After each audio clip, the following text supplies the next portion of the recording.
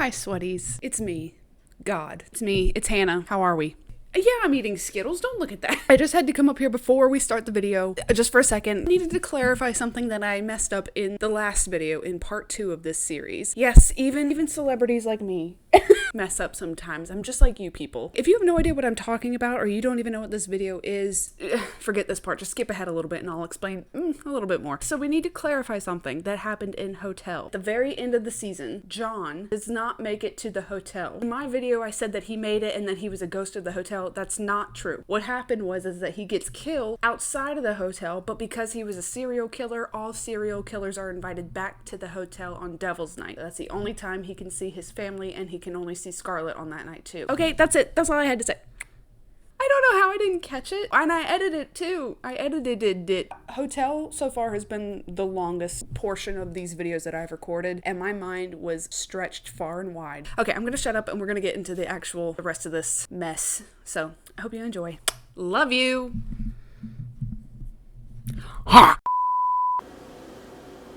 sweaties. Here I am again, dressed as another f***ing clown. My audio is f***ed up. I don't know what's going on. This is part 3 of the American Horror Story breakdown. Break down the walls. Anyway, thanks for watching my other video, you guys. Really glad you enjoy it, and I'm glad you guys are into this as much as I am. Just joining us in this one, you can join in, I guess. Who am I to say? I don't care. You may want to go back and watch the other 2 videos. I know it's a lot. I did get another board.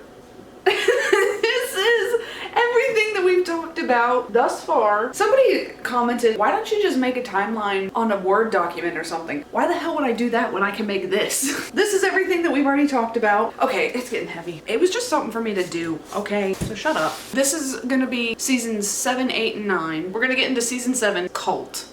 Cult.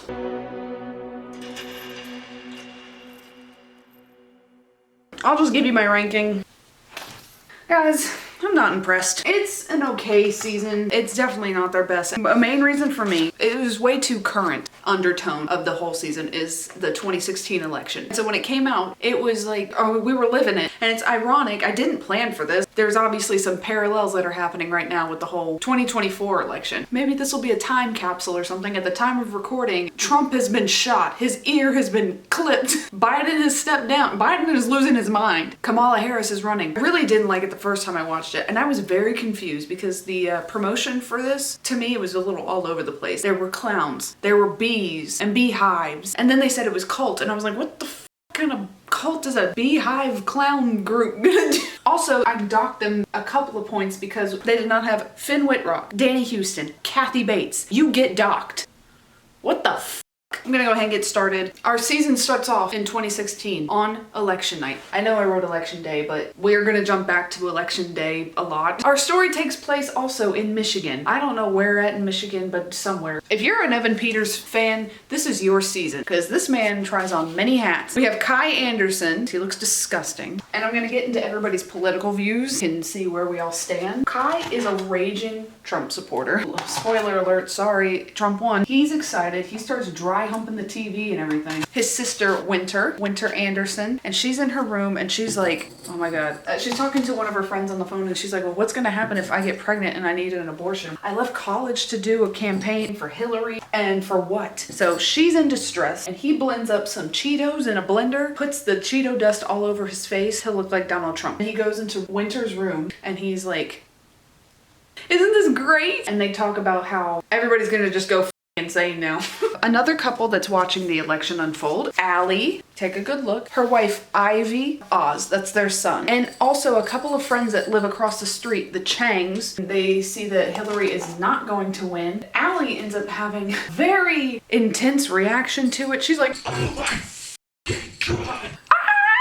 like to Allie, this is the end of the world. And then the Changs that are with them, Tom Chang telling his wife that's with him, she says something like, oh my God, this is awful. This is so bad. He says, shut the f up, bitch. You didn't even go vote. You don't get a say. A lot of people actually, they were like, there's no way that Trump is gonna win. So we don't even have to go vote. Trump won. And then they're like, what? What do you mean? Tom Chang, he's getting on his wife, and now our friends who are gay can't live a free, open life anymore. They're gonna have to live in fear. Tensions are riled up. Ooh, when I first watched this, I was getting really excited. They had me in the first half, I'm not gonna lie. Couple laying out on a picnic blanket, and who comes up to it's modern day Twisty the mother clown. He puts on a little performance for the couple. They're not having it. They're like, excuse me, sir, get the hell out of here. He starts killing them, as Twisty does. You know what?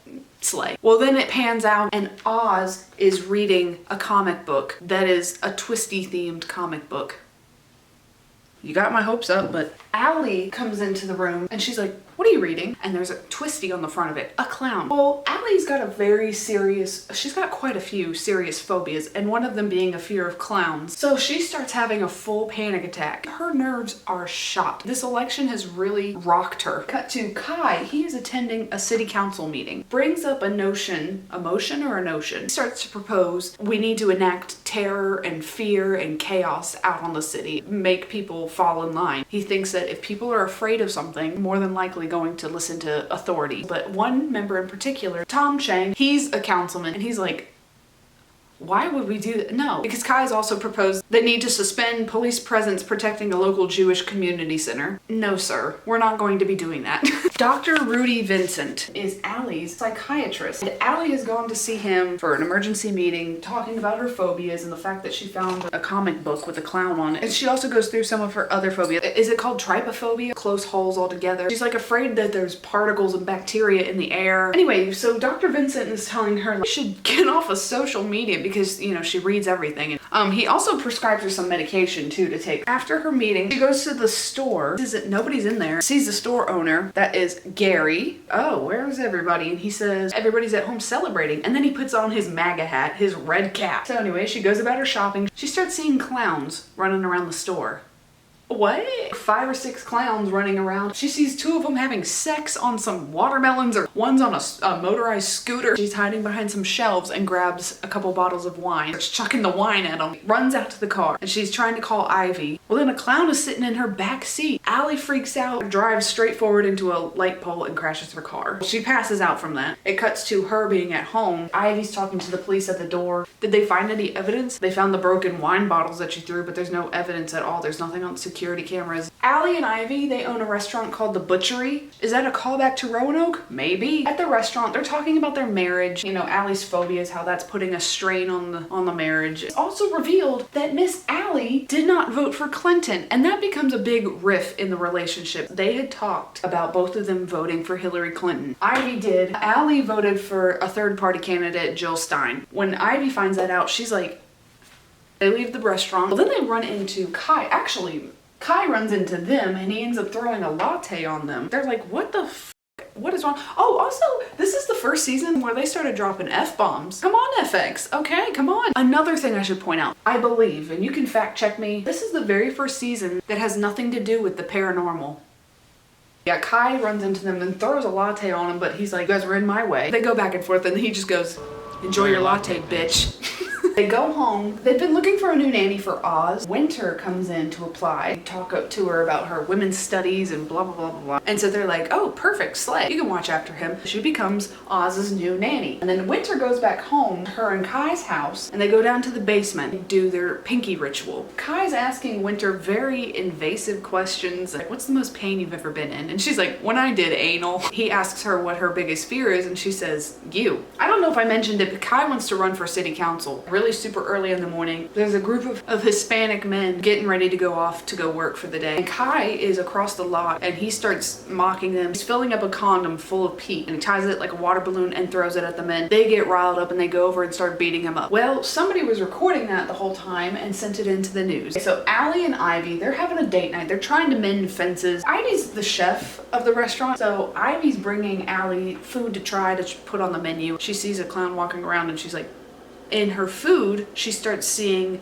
holes and things crawling out of the holes. It's gross. She starts freaking out. Ivy comes in there and she's like, look under my tray and I also saw a clown. And she looks at the food. Food's fine. While they're on their date night, Winter is looking after Oz at home and she shows Oz videos on the dark web. So Oz is like, why are you having me watch this? Basically, I want to desensitize you in case you see something like this in the real world. Oz sees an ice cream truck across the street at the Chang's house. He sees some clowns jumping out of the truck. So Allie and Ivy go home and they see police cars have been blocking the street, blocking their house and the Chang's house, and they're running around. They're like, what's going on? Winter and Oz come out, and also a detective by the name of Detective Samuels. I don't know who told him to have this hair color. He looks awful. We've had a murder-suicide at the Changs. Oz says, I saw what happened. It was the clowns. They were in there killing the Changs. And so they tell Oz to go inside, and Winter's like, he's making it up. That didn't happen. So they think it's Oz. He also has night terrors, and so they think it's just all in his head. Well, when they're back home, Oz wakes up, and he starts seeing a clown. He sees Twisty. Woo, woo, woo. And another clown. And so he starts freaking the hell out and running around, and he ends up running into his parents' room, and they tell him, oh, it's just a night terror. You're fine. Allie is looking out the window across the street at the Changs, and she sees some moving trucks coming by. This is like the next day. Also sees somebody walking out in a hazmat suit carrying in like big blue drums. Runs across the street and is like looking in, wearing the hazmat suit, comes around the side of the house and is looking at her, and he's like, can I help you? So she runs back home. Well, they're at the restaurant. Kitchen manager, I think his name is Roger. Well, they're leaving him in charge for the night. He's a bit racist. We're gonna be on our best behavior, especially you, Pedro. In my kitchen, we speak English. We speak English. They're button heads. They start arguing and fighting. Allie comes in there and breaks it up, and she's like, we do not need this to be happening right now. This political climate, no thank you. Ivy and Allie go back home, but they see that Oz is gone, and so they run across the street to the owners of the house, and that's where they meet Harrison. He's a beekeeper. That's why he was wearing that hazmat suit. He's showing him how the hive works and everything like that. Allie's a fun killer, okay? She's a fun sucker. Oz, get away from there. We don't know if you're allergic or not. And then they also meet Harrison's wife, Meadow. They tell them that they're actually in something called a lavender marriage. I think by the age of like 35, if they weren't married, they would marry each other. Harrison's gay. Meadow, she had cancer. I think it was like skin cancer. That's her personality, is I had cancer. They're walking through the house. Why did you buy this house right after somebody was murdered in here? And they were like, we wanted it because of that. As they're walking through the house, they see something on the back of the front door. It's a symbol of a smiley face that has been written in blood. They're back home, they get an alert on their phone saying that alarm at the restaurant is going off. And so Allie's like, I'll do it. So stupid. It's like, girl, you can't even look at a picture of a clown. She goes to the restaurant. She's in the meat locker. She backs up into Roger, the kitchen manager. He is hung up on some hooks. The hooks! She like lifts him up. It doesn't work, and he falls, she falls, and he dies. Everybody's suspecting Pedro because they had that little fight beforehand. Allie's back home, but they're putting iron bars on all the doors and the windows of the house. Dr. Vincent comes over, pay a visit to Allie, and she's like, the f are you doing here? You missed our last couple of meetings, and just wanted to check and make sure you were okay. You just saw this dead body. She actually ended up getting a gun from Harrison, who you find out he's like prepping for doomsday or something. Vincent is like, I don't think that is very smart of you. But she says, well, don't tell Ivy. And then Kai comes up to the house, and he is campaigning for student council, city council. And she's like, I know you. You're the one that threw the latte at me. He goes on to talk about we need to ensue fear and chaos and this, that, and the other. And she's like, no, thank you. She says, I would rather build bridges than build walls. And he says, well, that's really ironic because you're putting these iron bars on the outside of your house. I gotta say, he's got you there, bestie. Winter is putting Oz to bed, and he's saying, how am I gonna know if I'm having a night terror or if I'm awake? And she's like, well, just ask. Winter goes and sees that Allie is like debating taking her meds. Well, why don't we just get you in the bath? You need to just relax. And Allie gets in there, and Winter walks in. Oh, let me help you. And she starts sudsing her up, and they're having a pretty intimate moment. But then the power goes out. Oh, there's a whole blackout. Oz wakes up and he looks and sees a clown walking by. He said, am I asleep? And he says, yes. The clown says, yes. Okay, slay. He goes back to sleep. Harrison is banging on the window saying it's a terrorist attack. And then Winter, she says, oh, well, I need to leave. I need to go home. And so Allie's like, huh? You can't leave me. Allie starts calling Ivy because she's panicking, but then Allie's phone dies. Gives some supplies to Pedro and says, can you go run this by the house and take it to her? Then Allie's running around the house and she sees that their security system, the backup battery has been ripped out, goes upstairs and gets Oz. Just stay with me. We're running across the street. We're going to the neighbor's house. They go to the door and they see a figure walking towards them, and Allie's got her gun. Allie just goes, ah, bop.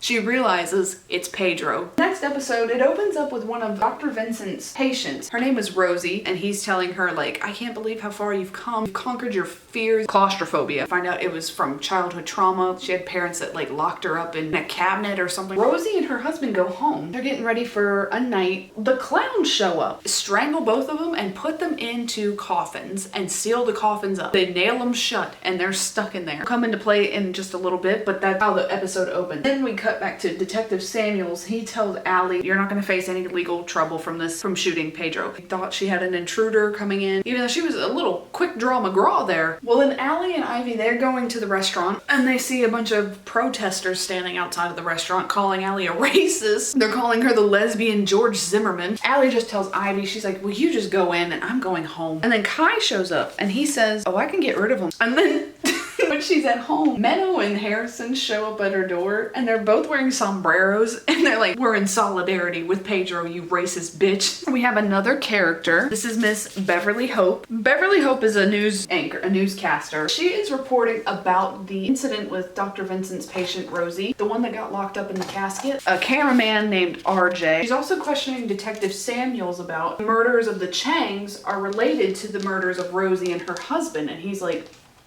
no. Allie and Ivy, they're the ones watching Beverly report this on the news. And then they hear a very loud ass truck. And they look out and it's starting to spray out a mist of something. And that triggers one of her fears of like having stuff in the air. Next morning when they wake up, they find dozens of dead birds on their lawn. So they call the city and the city's like, we didn't send anybody out to do that. It ain't on us. Winter shows back up and she apologizes to Allie for taking off the night of the supposed terrorist attack. Anyway, sorry, I started thinking about something. He also says, oh, I let the man in. He said he was answering the ad. And they're like, excuse me, what? And there's a man that is butterball naked. And he says, all right, when are we doing it? Let's bang it out. And they're like, excuse me? He says, oh, I'm just answering the ad. There were two horny lesbians that wanted a man to come in and have sex with them or something like that. It's all over social media. But you find out that it was Harrison and Meadow. Allie's talking with Vincent and he's like, we're gonna try and get these ads taken down. But just telling her like, maybe you should come in for like an emergency meeting. She sees all the protesters and she's like, I've had it. I'm gonna confront them, swarm her car, and start yelling at her. And she's like, I'm not racist. Well, then Kai comes up and he looks like he just like parts the Red Sea and they leave. They all disperse. So then Allie and Ivy go home and they see Oz sitting there with Winter and he has a new pet, a guinea pig. Allie's telling him like, we don't keep pets. They're disgusting. That's what I'm saying. She's such a fun killer. Winter tells Allie and Ivy that it was Meadow that brought him over as a peace offering. Ends up calling Meadow and is like, don't bring over an animal for my son and just stay away from us. Well, it cuts to Miss Meadow, Harrison, and Detective Samuels watching TV. Detective Samuels is one of their friends. Kai and Meadow are having a pinky ritual. Meadow doesn't have much of a personality, at least that she shows. Kai gets angry with her and slaps her because she's giving very shallow answers. I mask my feelings with humor. But he asks for her fears. One of them is her fear that her husband has no love for Meadow at all. Allie and Ivy and Oz are at the restaurant having dinner, and Allie tells Oz that he can go ahead and keep the guinea pig. And so anyway, they go back home. Their door has been marked with the smiley face marking, and they see that Mr. Guinea is in the microwave and he explodes. It's not funny. Allie runs over to their house. She punches Harrison in the face and she's like, what the f is wrong with you people? Why would you do that to a little kid? But they're like, and Oz is there and Oz sees the smiley face marking. Allie's like, I'm not telling them. When they go over to their own house, they see another chemical truck, but this time it's one person out there spraying their yard specifically. So Allie runs up to him and is like, what are you doing? Why are you spraying our yard? What is this stuff? And she yanks off their mask, only to reveal another mask that has the smiley face marking on it. And anyway, that makes Allie pass out. Kai does the pinky ritual again with Harrison, and Harrison admits that he wishes that Meadow would die. Detective Samuels goes over and talks about the altercation with Harrison and Meadow with Allie and Ivy. Allie tells Detective Samuels about the markings, the smiley face marking. I'm gonna set up some surveillance for you guys. Oz, he is caught looking at something on his computer. Not porn. They're thinking the worst thing is like boobies. Boobies with a Z. It is a video that somebody had recorded of Allie and Winter in the bathroom, and Winter was giving Allie a bath. Ivy's fucking titty. I think she ends up slapping Allie. You could stay here with the and clowns. Like, I'm taking Oz and I'm leaving. Well, then they start to hear some screams from across the street. And then Harrison runs out, completely bloodied, accuses Allie of kidnapping Meadow. Meadow apparently is gone. Oz, he runs across the street and runs inside, and he sees another smiley face marking. So this next episode is going to open on election day. It opens up with everybody going to the polls to vote. Who everybody voted for. Clinton, I think Clinton, I don't know, did not vote, not of age. Jill Stein, which actually they show a moment between Ivy and Allie. We're doing it and we're gonna vote for Clinton, right? And Allie's like, yeah, sure. Trump, I think Harrison voted for Trump. Meadow writes in Oprah Winfrey. You see Kai run in there with Mr. Gary. Gary's holding his arm up. Kai's like, we need to get this man to vote. They get him in a booth. He votes for Trump and he comes out and he's holding up his bloody arm. He's like, America, yeah. So then we're also going to cut to, this is the day after the election. Kai is at a gym and he sees Harrison and he asks Harrison to be his personal trainer, that he has a real interest in politics. So he starts explaining the whole thing, like fear and chaos, blah, blah, blah. Yeah, we know it. Okay. And Harrison's like, Harrison's boss, he's a bit homophobic. He tells Harrison, I need you to go clean up that spill. I don't know what they call it, like a code splooge in the men's locker room. And they made a mess. And so now Harrison gets to clean it up, only because he's gay. So Harrison is in there cleaning up and then he starts hearing some moaning. Oh, hello. As he sees the smiley face, he sees Kai is masturbating. He says, that's one mess you don't have to clean up. Harrison goes home and he sees Meadow. Meadow starts crying and she shows him an eviction notice. Then Meadow, she is so sexually starved of touch, so she tries to seduce Harrison and tries to have sex with him, but he's like, girl, stop. Girl. The next time he sees Kai, he tells him about the financial troubles they're having. Him and Meadow have had to move to a motel. Harrison's boss tells him, you gotta go clean up the locker room again. Kai is in there and he's like, you don't need to take this. Let's go get him. While Harrison's boss is having a workout, Harrison gets on top of him on the bench, puts a barbell over his neck and chokes him out. And then he bashes his head in with another dumbbell. And then he starts freaking out and telling Kai like, oh my God, I'm going to jail. They go to the security room and he's like, oh no, it looks like the last 3 weeks of the security footage has been wiped. Meadow goes back to the motel. She walks into the bathroom and she sees Harrison and Kai are sitting in there and Harrison's in the bathtub cutting up his boss. Meadow's just sitting there and she's like, who is this? Harrison says, it's someone to believe in. And then Beverly is reporting a body that has been found without a head and without hands in the landfill. It's Harrison's boss. And Beverly, she has been going back and forth with head of the newscasting, whatever, Bob Thompson. He's a dirty, dirty old man. He's got some fling going on with another young anchor. Her name is Serena. And I did not print off her picture because why? We do not like Emma Roberts. But also she's not here for long. Serena is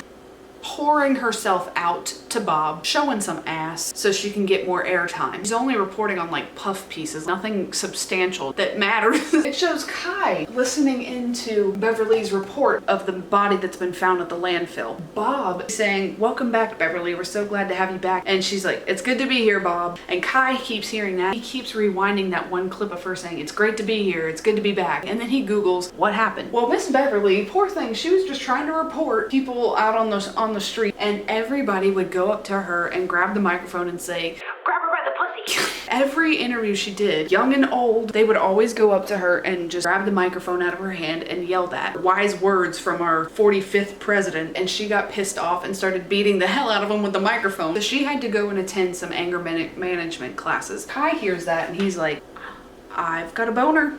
Over at the news station, Beverly interrupts Bob and Serena fooling around in the editing room. I'm here, put your porn away. Bob is telling her, I need you to cut down on some of your pieces so we can have more time for Serena. Again, they're going back and forth because she's like, she's not reporting anything that's worth mentioning. Beverly gets angry. She goes out to the parking lot and starts slashing Bob's tires. And then Kai comes up behind her. He starts to tell her his plans for world domination and that her anger has inspired him. He tells her to come by the inner sanctum, which is just his basement. Serena is out on the field reporting dog adoption thing. It shows her being her true self, which is a coot. See you next Tuesday. And then behind her, you start to see some of the clown posse showing up. They kill her and they kill her cameraman too. Beverly goes to see Kai, accuses Kai of doing it. And he says, I only did it for you. Kai gives Beverly some information and she's doing another report, a found head and now an ID'd body of Harrison's boss. So that's another story for her to have have on the news. This is the day before the election. Ivy is trying to get Allie to go to a rally. Nobody's gonna even vote for Trump. It's fine. We don't need to do all this. Ivy goes. She's getting into an argument with raging Trump supporter Gary. He ends up grabbing her by the puss. But Winter is watching, and Winter comes up and starts to defend her. They go to the restaurant, and Ivy's talking to Winter.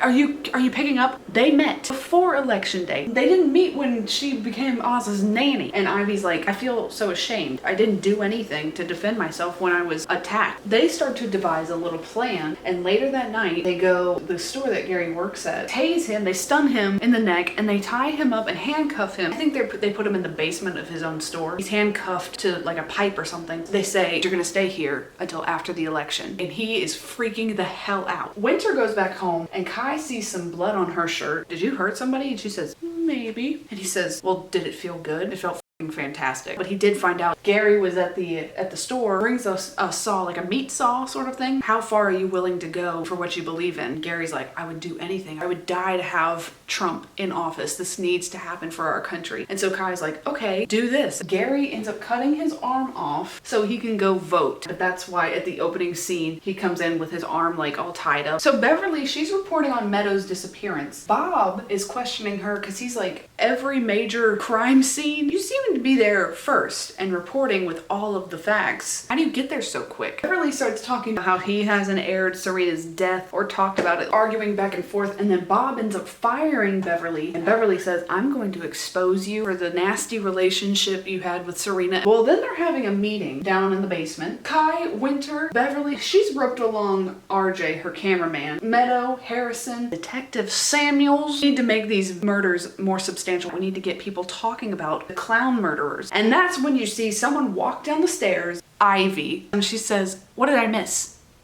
Ma'am? So now I'm going to show you all of the clowns because I found this Reddit post. Reddit user called The Great Escaper, that their theories of what each mask represents. The Ice Cream Man. And this one is Kai. The three-faced dick nose mask covering the major emotions in a sinister way. The sad face is also an angry face. The happy face is also a malicious face. The surprised face is also a scared face. The combinations that Kai exploits in order to recruit people.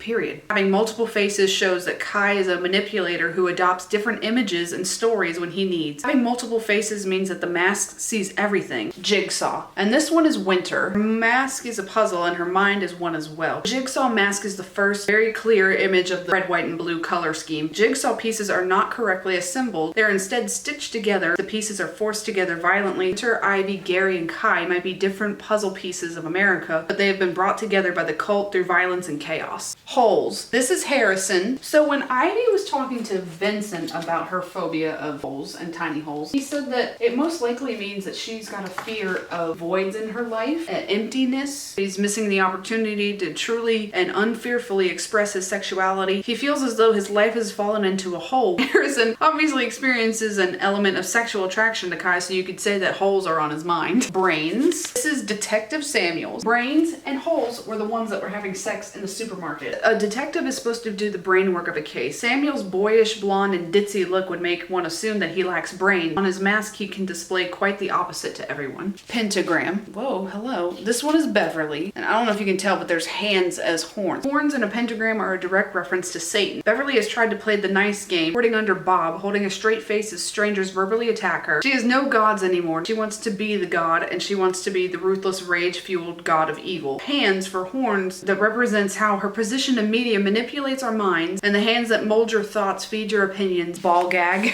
This one is Meadow. The BDS theme mask finds Meadow, a sexually repressed woman. Meadow is sexually unsatisfied, has been too often cast aside and silenced in life, and both of these elements combined in her mask as a titular ball gag. Kooks. This one is really hard to see, but this one is RJ, the cameraman for Beverly. The mask appears to be made out of fabric and is the only mask with a realistic skin color. These two elements combined show that RJ is the most human of the cult. Despite the texture and color being the most human, the actual details of the mask fall flat. His mask is the most human, flesh-like, also the least detailed. RJ is the character with the most human conscious, but the least human complexity. Slay. Point. That gets you a point. This one his fangs, and this one was Gary's. Like, this one is the forgotten one. I don't know why. Fred doesn't talk about it at all. To fact check myself, because I was like, he has a mask. I know he does. Like, what is it? The last one of the group. This is Trumpy, Ivy's mask. On the back side of this, she has a donkey to represent the two parties. Having both faces on one mask shows that they're simply two sides of the same thing. Another way to think about it, two sides of the mask are blind to each other. They refuse to face each other. They exist on the same thing but are divided. Mask represents a polarization in the modern political climate, becoming harder and harder to find people that stand in the middle ground. Perfect mask for Ivy, how she wears the mask. The elephant face faces forward. It's the Republicans, but just behind this is what Ivy refuses to display, a donkey that is just as demonic and malformed. So anyway, that just gives you a background of the clowns. Allie starts imagining holes in her face in the mirror, and she starts seeing holes and bugs crawling out of her neck. Talking to Dr. Vincent, doesn't feel like she should stay in the house that has been marked with the smiley face. He says, well, Ivy's locked all the bank accounts. I can't even go get a hotel if I wanted to. Okay, so now the clown posse, they're talking about their plan of attack for Mr. Bob to Bob's house, and he's down in the kitchen. They attack him, and he says, no, wait, he doesn't know. But they're all like, and he says, upstairs in the attic, and they see a man hanging from fish hooks with a sensory deprivation mask on, so he can't hear, he can't see, he can't smell.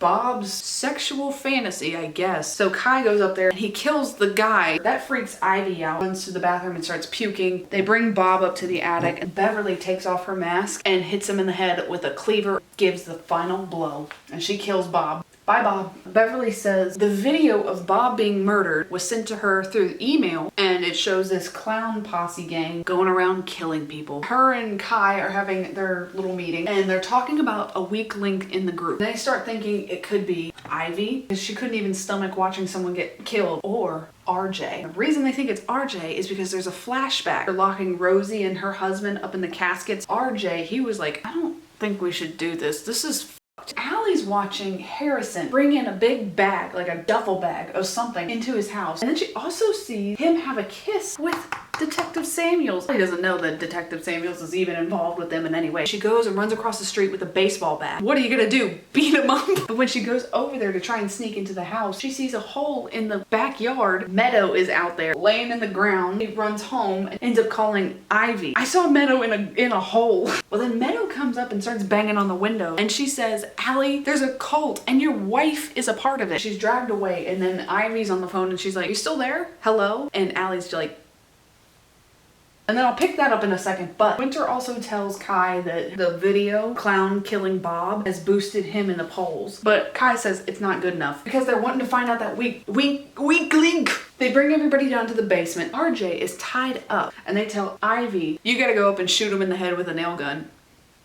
Ivy ends up going up to him and shooting him in the head. So she kind of proved her loyalty. Beverly does it, Harrison, Detective Samuels, Gary, Winter, and then Kai does it. Kai's nail ends up killing him. Beverly and Kai are doing another pinky ritual, but this time Beverly is asking the questions. I need to know your origin story. Thanos, where the hell did you come from? Dad in a motorcycle accident and became a paraplegic. He's in a wheelchair and he's just a piece of work. He is just rude. Winter is off at college. This story that Kai's telling. He goes downstairs and his dad is like, look at you, just rotting away. Why don't you go get a job, lazy sack of shit. His dad accuses his mom of having an affair, and then one day the mom, she's had enough and she ends up killing Kai's dad. She shoots him and then shoots herself. And who walks in?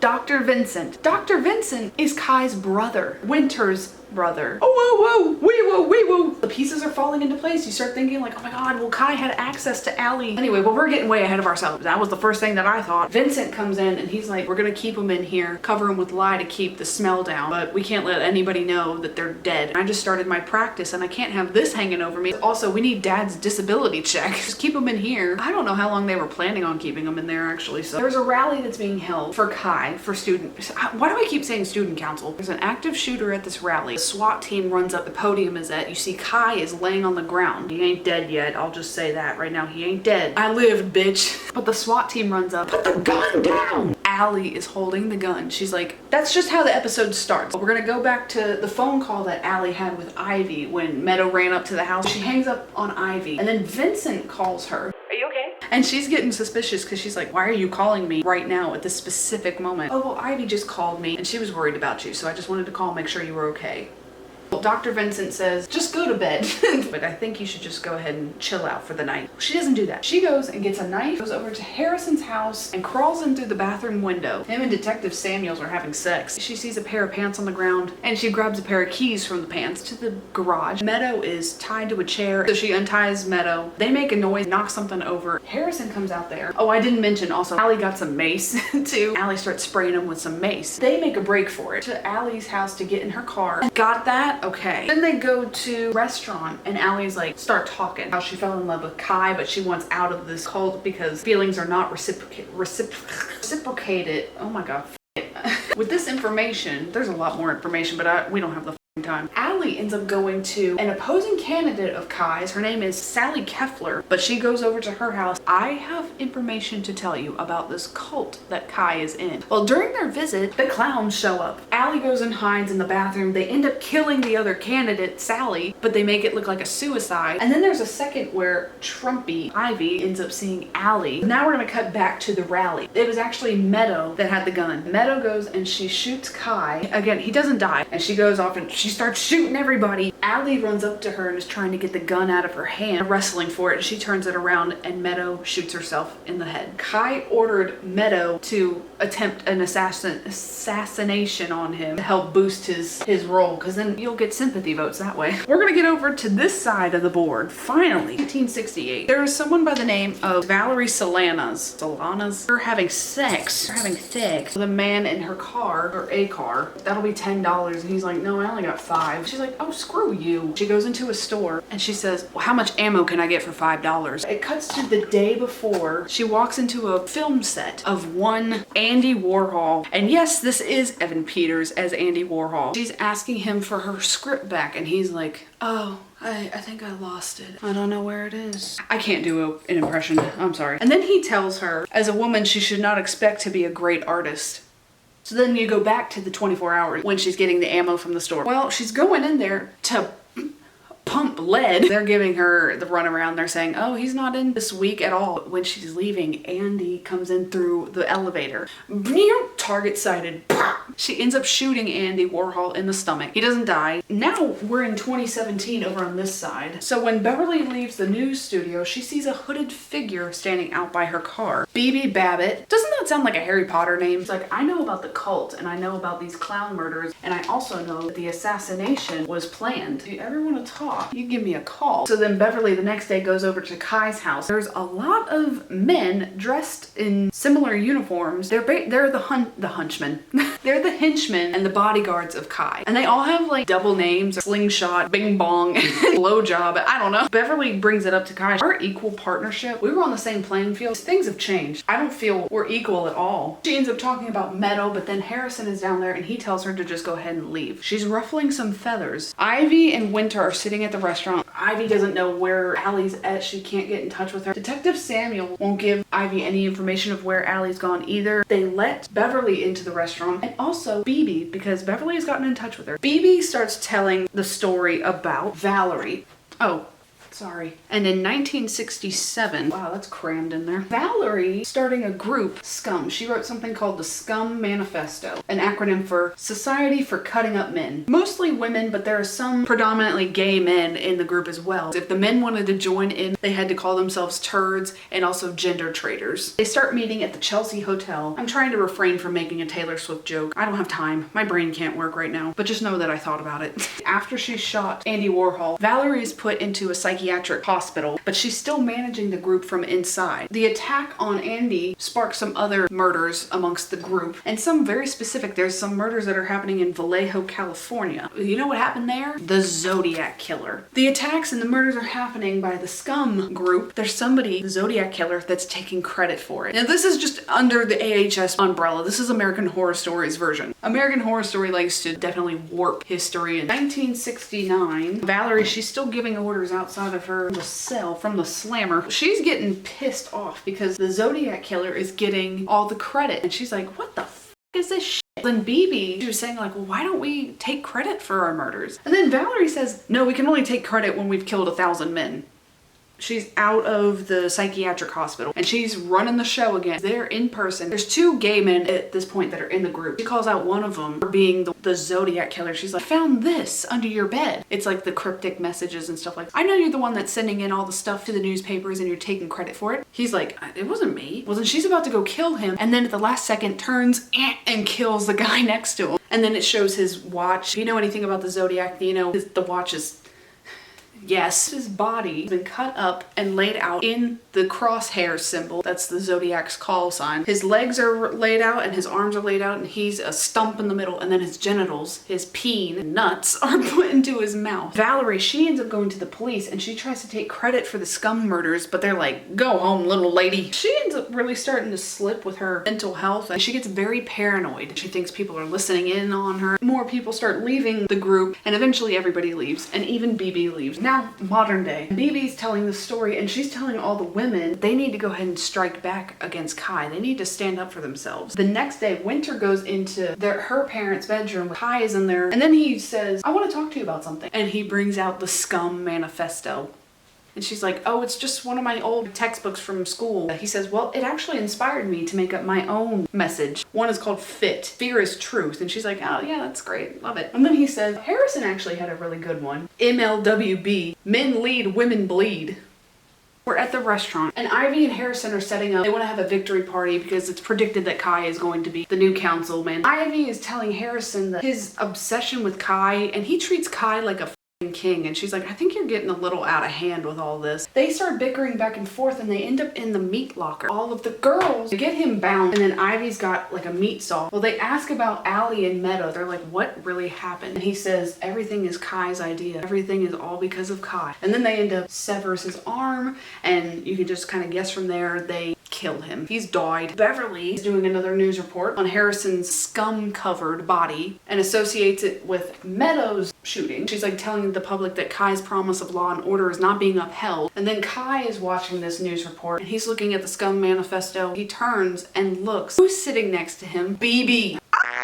Kai says they're at their best when they're angry. And BB's like, hell yeah. Vincent has gone to meet up with Kai and he tells him how proud he is of him, you know, making it on. Okay, at this point, he's already on the council. Yay, Kai, good job. He wants to help expand his message. And then Kai is like, you can call me councilman. Henchmen are now infiltrating the restaurant and Ivy and Winter are having to serve them and they're being very misogynistic. They're just being assholes. They go to the back and Beverly's working in the kitchen as well. All the women have been put on kitchen duty. Beverly says that we need to go ahead and attack Kai. Winter's like, no, don't do that. He's my brother. Beverly's like, nothing changes by the end of the week. I'm doing something about it. Winter goes, her and Kai have a pinky ritual. You've been chosen to birth the new Messiah. And she's like, no, I'm not gonna have sex with you. And he says, I'm not gonna have sex with you. You're gonna have sex with Detective Samuels and I will be taking him from the rear end once Detective Samuels cooms. He will also ejaculate too. That way you'll remain pure, me passing through him to you. What the hell? You find out that Vincent has committed Allie to a psychiatric ward for about 3 weeks. She's out now and she refuses to leave her house. And he goes up to her and he says, I didn't believe you, but now I do. Because of all the clown sighting. I met up with Kai and she's like, how do you know Kai? And he brings out a family picture. Him, Kai, and Winter. So then she's also like, Winter too? Vincent is saying how he's planning on committing Kai, and then also he says that he's gonna help her get Oz back. And truthfully, I can't remember where Oz is at this time because I could have sworn he was with Ivy the whole time. And if that's the case, Allie could have just gone and gotten Oz. It's just, whatever. The whole Messiah thing going on. Samuels is trying to get it up, but he's not attracted to women. He doesn't like the puss. Winter's just like, just get the off of me, I'm not doing this. And he says this is a holy ritual, it's not incest, and he says nobody is above the law, and it cuts off. Allie is cooking dinner for Kai. He comes over with some henchmen and he says they're gonna taste my food for me because I don't want to risk you poisoning me. She's making him a man-witch. It's a play on words, but she says, I've got information. I know your brother Vincent, he's gonna put you away. And she details everything that he's gonna do, and he ends up eating her food without people tasting it. She's giving the information in exchange for Oz. Also tells him that his actions have cured scared her of her fears. This is the turning point for Allie. You notice her behavior has completely 180. Winter, she's out on the side of the street picking up trash. She's wearing an orange jumpsuit and a big tall dunce hat, and it's actually kind of funny. I thought it was funny. She picks it up and then she throws the trash everywhere. She has to pick trash up and then throw it back on the ground because Kai doesn't believe in global warming. Gets in the car with Detective Samuels. He's giving her the cold shoulder. He's bringing her lunch. It's like a bowl of slop. He's like, well, this is what you deserve. Goes into telling how he actually met Kai. Kai stole one of Vincent's prescription pads, started writing fake prescriptions for people in exchange for money. Well, Detective Samuels caught him, but also he was like, I'm not gonna turn you in, but come over to my house if you want to. Well, Kai goes over to his house. He hears people having sex, and then this woman runs out crying and screaming, and he's like, are you okay? And she says, he can't get hard unless he fucking strangles me. And then also, he's got some Nazi memorabilia everywhere. It's like, you're unsatisfied with women. You need to be with a man. You end up having sex. Winter is like, so you're gay? And he's like, no, it's more complicated than that. You wouldn't get it. They start going back and forth. And he says, you know what?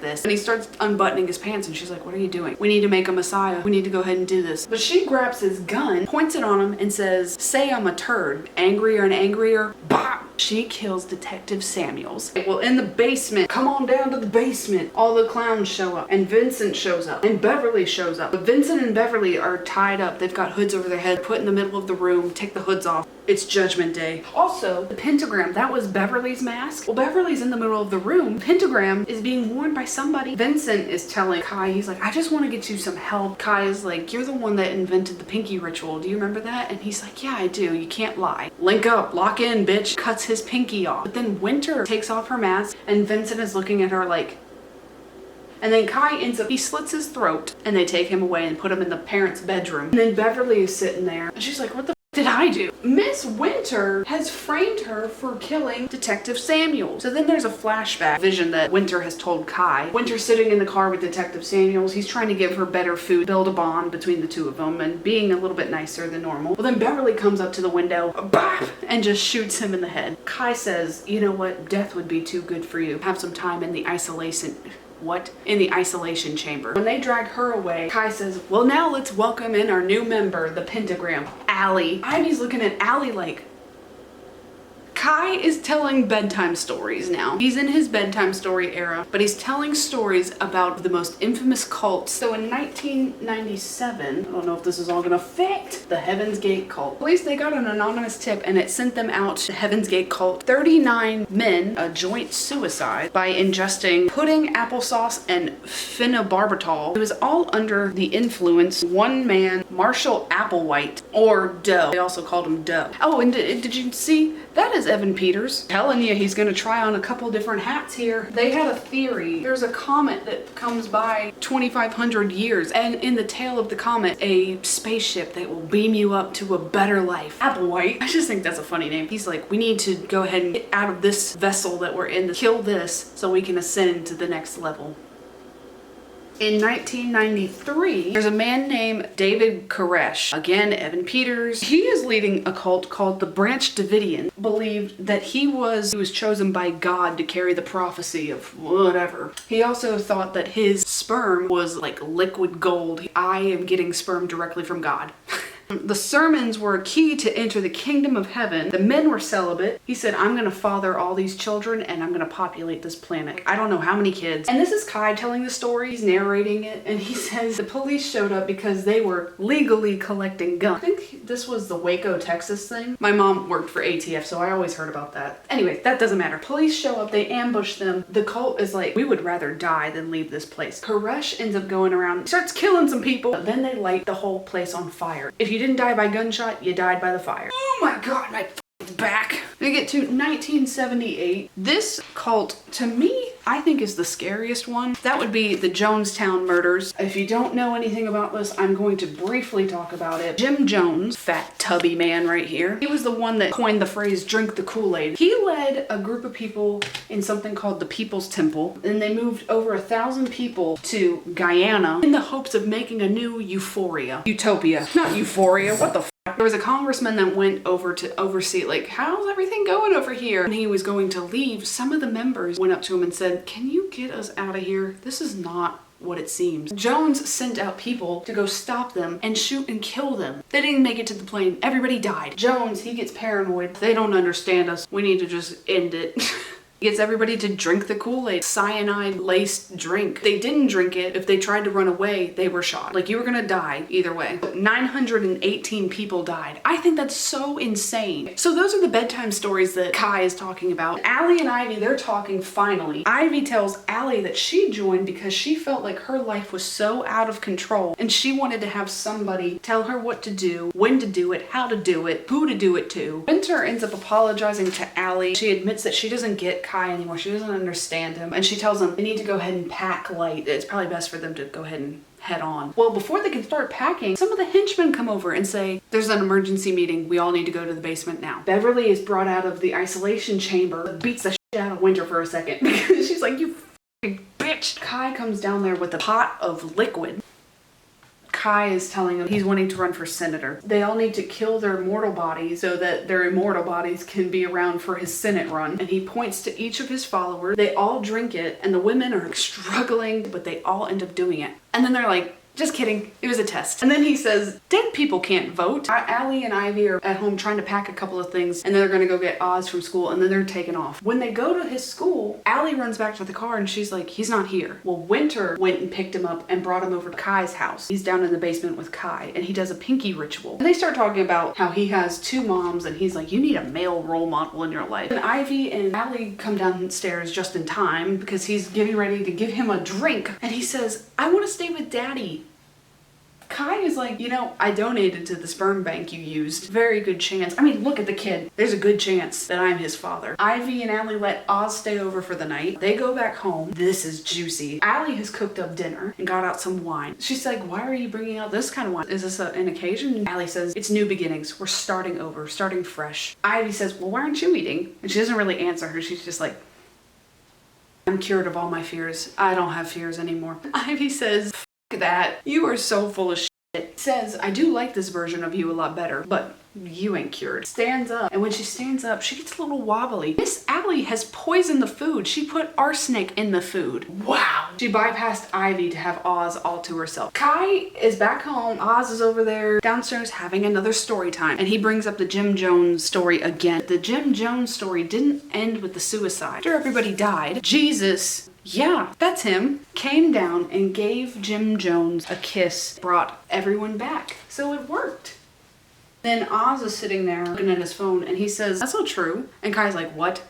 Well, Wikipedia says that everyone died. Kai ends up getting really angry with him. He breaks his phone and he says, you know what? I think you need to go to timeout. And then Allie the next day goes over there to get Oz. The henchmen say, well, Kai and him already left for the day. Allie tells the henchmen, like, well, okay, we'll tell Kai to come over to my house for dinner tonight. She goes to the sperm bank. She's begging the woman to give her the file on the father of her child. And then she also asks for a favor. And I'm assuming the favor was like, keep the file. The dinner, he sits down and he's like, where's Ivy? And she's like, oh, I killed her. She's in my trunk. And he's just like, damn, woman. She slides the folder across the table to him and he sees that he is sperm donor. I spoke it into existence. I manifested this. And she says, our son is going to be destined for great things. To Kai's house, and they bring Ivy's body into the bedroom where his parents and now Vincent are in. So come back to 2016. Winter, she's watching the last presidential debate with some of her friends. And Kai's over there chat room showing support for Trump. The friends are talking about how Clinton is she's gonna have a historic presidential run. And he says, Trump has got some fierce supporters out there that are gonna go vote. Hillary, nobody's gonna vote for her. One of the girls says something to kind of taunt Kai. He ends up slapping her and she's like, I'm pressing charges. Kai is having an anger management session with BB Babbitt, anger management counselor. And she says, while she is a feminist, she was rooting for Trump to win because it was gonna ignite the fire of the women of this nation.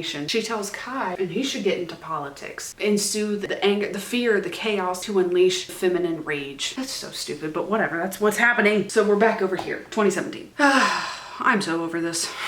Kai is at another rally for Senate this time, not for councilman. The feed is getting interrupted by a protester. It goes poo-poo. He ends up yelling at one of his henchmen. His name is Speedwagon, yelling at him for the interference. And he starts getting paranoid. Federal agents are looking after him. Well, then when they're leaving the rally, Gary gets hit. He gets assaulted with urine or something, and then Kai gets maced in the face. And Kai and his henchmen are watching the media coverage, his assault, and the media is not talking about it the way that they would like to. Kai tells them to prepare for the final story time. So in August of 1969, in Beverly Hills, the Manson family murders. Now in the American Horror Story version that they're telling, they have some of the characters that we've seen over here are replaying characters of the Manson family. Tex Watson, Harrison, Susan Atkins, which is Allie, Linda Kasabian, Winter, Patricia Krenwinkel, which is Meadow. I think most people know the whole story. Manson has told them to go. A film director named Roman Polanski, he did Rosemary's Baby and some other stuff, I don't know. But he's married to Sharon Tate, who was an actress, and she was also pregnant at the time. They go by Helter Skelter. Now that's something I need to point out because I thought it was interesting, but it basically means chaos. If you watch season 1, Murder House, there's a scene where Violet is talking to Tate about a high school bully, and she's saying, what can I do to scare her? And then it cuts to Tate really quick where he's like charging at the camera and he goes like, Helter Skelter. Hold on. I'm not bringing that up for no reason. So they go, they kill Sharon Tate, Jay Sebring, Wojciech Rakowski, I'm so sorry, I don't know how to say that, and Abigail Folger, and they all died. Their leader, Charles Manson, he was the one telling them all what to do, but he said to leave a mark at the murder scene. They wrote pigs on the door in blood. Kai is telling the story, and he said that Manson had the right idea, but he just didn't have the scale. He didn't think big enough. Now they're gonna have a night of 1,000 Tates. So with Tate from Murder House, I don't know, I'm just saying, night of 1,000 Tates. Could have said a night of 1,000 Sharons. Like, it wouldn't roll off the tongue as well, but still, they're gonna go and kill pregnant women and their babies. So Gary leads some of the henchmen to a Planned Parenthood. They go in there, but the henchmen lock Gary in because Kai is there, the clown gang, the remaining members of the clown gang. This is your final test, and this is gonna be the most meaningful, impactful thing that you can do for me. He ends up killing Gary, and they lay him out in front of the Planned Parenthood, and the next morning when somebody comes to open it up, see Gary's body, and it has a sign on it saying stop the slaughter. Then Beverly is reporting, she's talking to Kai reporting on this murder. Kai's trying to pin it on the senator. Look what you did. You sent the woke warriors out to us. Beverly's just reporting. She's like, what do you think about this?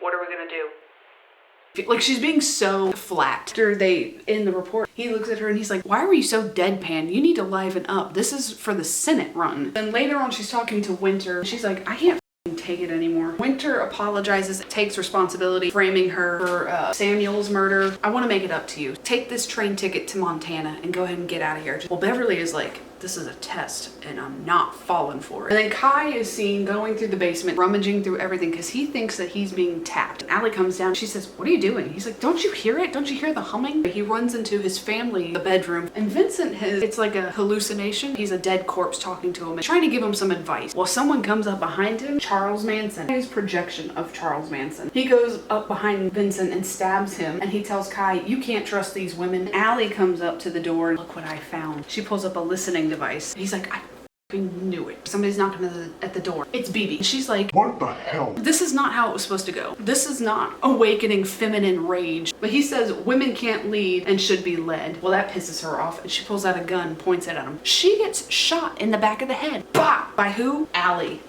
She's a changed woman, I'm telling you. Kai finally is getting rid of this ugly, grown out blue hair. He has Winter help shave his head bald, and she's helping shave his facial hair, having a moment where he says, I've cared about you since the moment you were brought home from the hospital.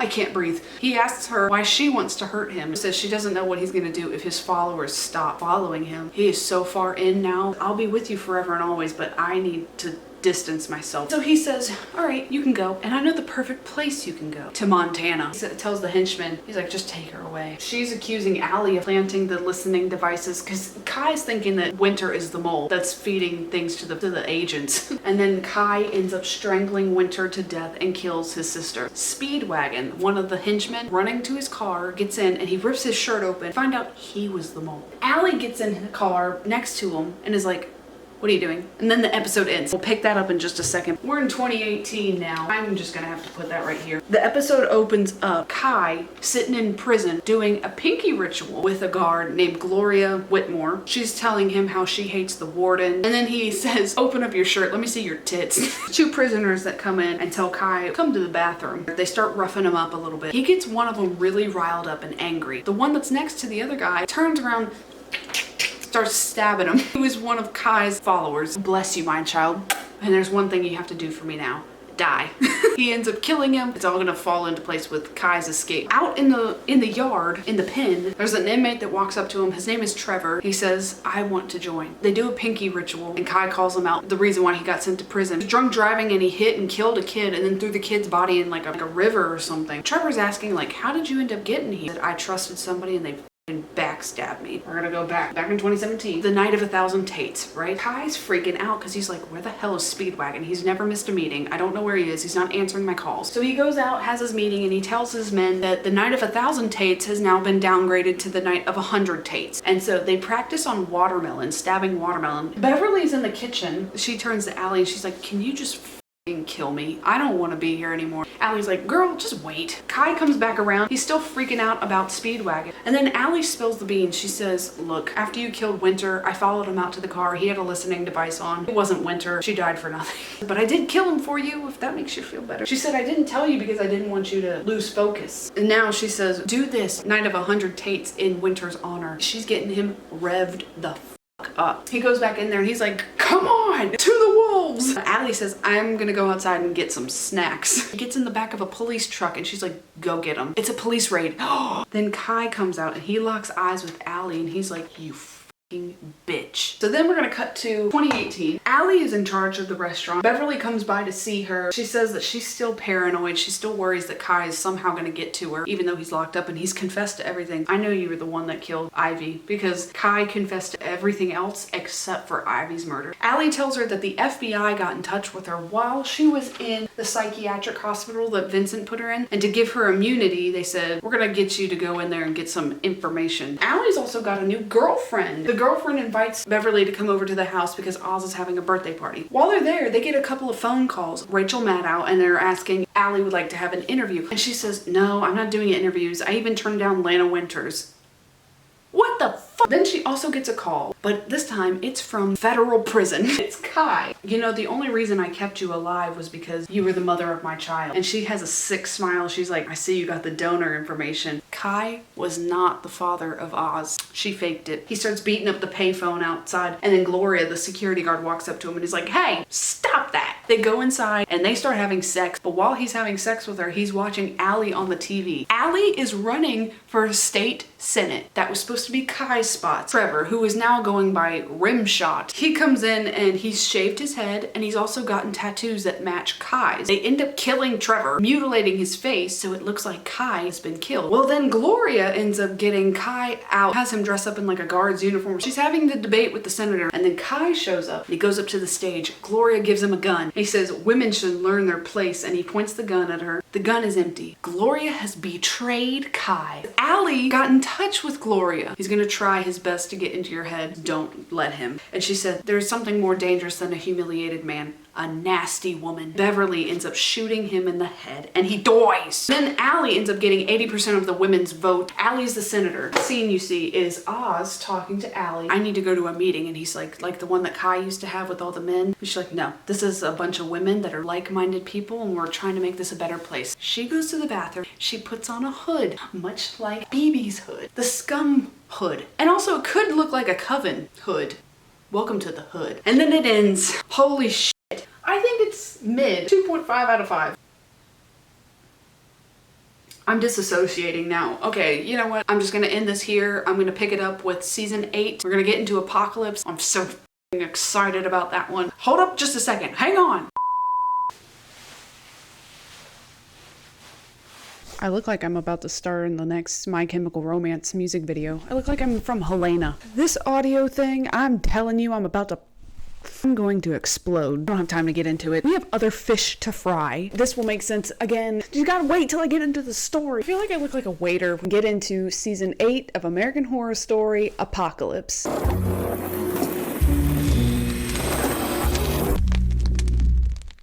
Pulled out all the stops, my researching abilities, every fan theory, every connection we will come across. I'll go ahead and give you my ranking. Also, I found these post-it notes that are black, silver Sharpie, so you can all calm down. I'm not using the expo marker, okay? Can you see that? This season, I thought it was decent. It's not my favorite. It's surprising that I actually put I put Roanoke higher than this season. It's a decent season. It definitely holds up. And maybe because it has to do with Coven, and we all know that Coven is not, it's not on my God tier. We're gonna go ahead and get started. I'm cracking my toes in preparation. 2020. Ew.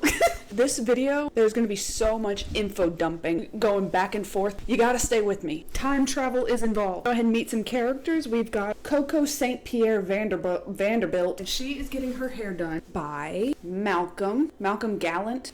Ow, shit. I just poked myself. So this is in LA currently. Her assistant, Mallory, comes in, bringing her some coffee or matcha or some shit. We need to take a picture of you drinking this for social media because that's what you do. Coco is not very nice to Mallory. She kind of treats her like she's an idiot. Can't perform simple tasks when she's asking for basically the world. Kind of a punching bag. Coco or whoever, somebody, gets an alert on their phone saying that there's a nuclear blast happening. She gets a call from her parents in Hong Kong. They say, bestie, we've got 4 tickets for this bunker called an outpost. Outpost 3. We're stuck over here. We're not going to be able to come with you. So you go and you be safe. And she's like, Malcolm overhears this, so he takes off running. He runs home, gets to his grandma Evie, high society, a woman of certain decadence. He's like, girl, come on, we gotta go. There's a plane waiting for us. Coco is trying to get in touch with her boyfriend Brock. Come to the airport. We're getting on this plane. We're bouncing. He gets stuck in traffic. He can't make it. And so Coco's like, we said if we just weren't feeling it anymore, that we could see other people. Well, I release you. The world is actively blowing up. Mallory ends up taking that spot. So all 4 of these girly pops are going to the outpost. They start taking off in the plane. They go up to ask the pilot something. There's no one flying the plane. And then out of the window, they see an explosion like a mushroom cloud, and LA is no more, blown off the map. This is 40 minutes before the blast. We're gonna meet Thomas. He is at home with his family, waiting for an acceptance letter to UCLA. I can't lift my arms up very well in this jacket. His dad walks in and he says, yeah, we're all about to die. We're all gonna kick the bucket, like in a second. Let's group hug. A couple of people walk in. They're dressed in black, much like me, and they're going, hang on, my nose itches. They're coming to collect Timothy. He did a 23andMe test, found in his DNA that he has a better chance of survival even after something as catastrophic as this. They're taking him to the outpost. He has to leave his family, and they all die.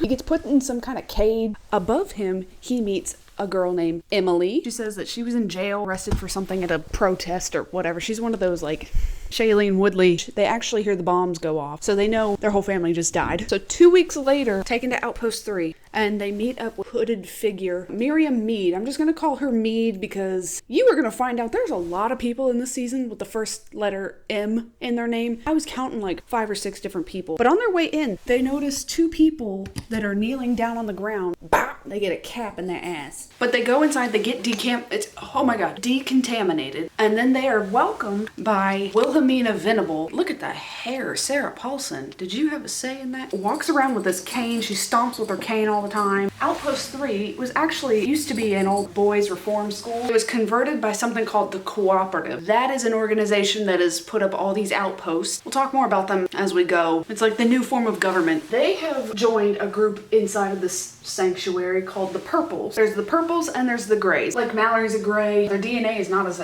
special. It says they should be grateful to be here anyway, to be saved from the outside world. Purples are the elite because their DNA is superior. Now Miss Venable, she is a cooperative representative. So she goes on to talk about some house rules that they have. No leaving, because you'll die. You can get some radiation poisoning. You leave, you don't come back. There's no sexual relations.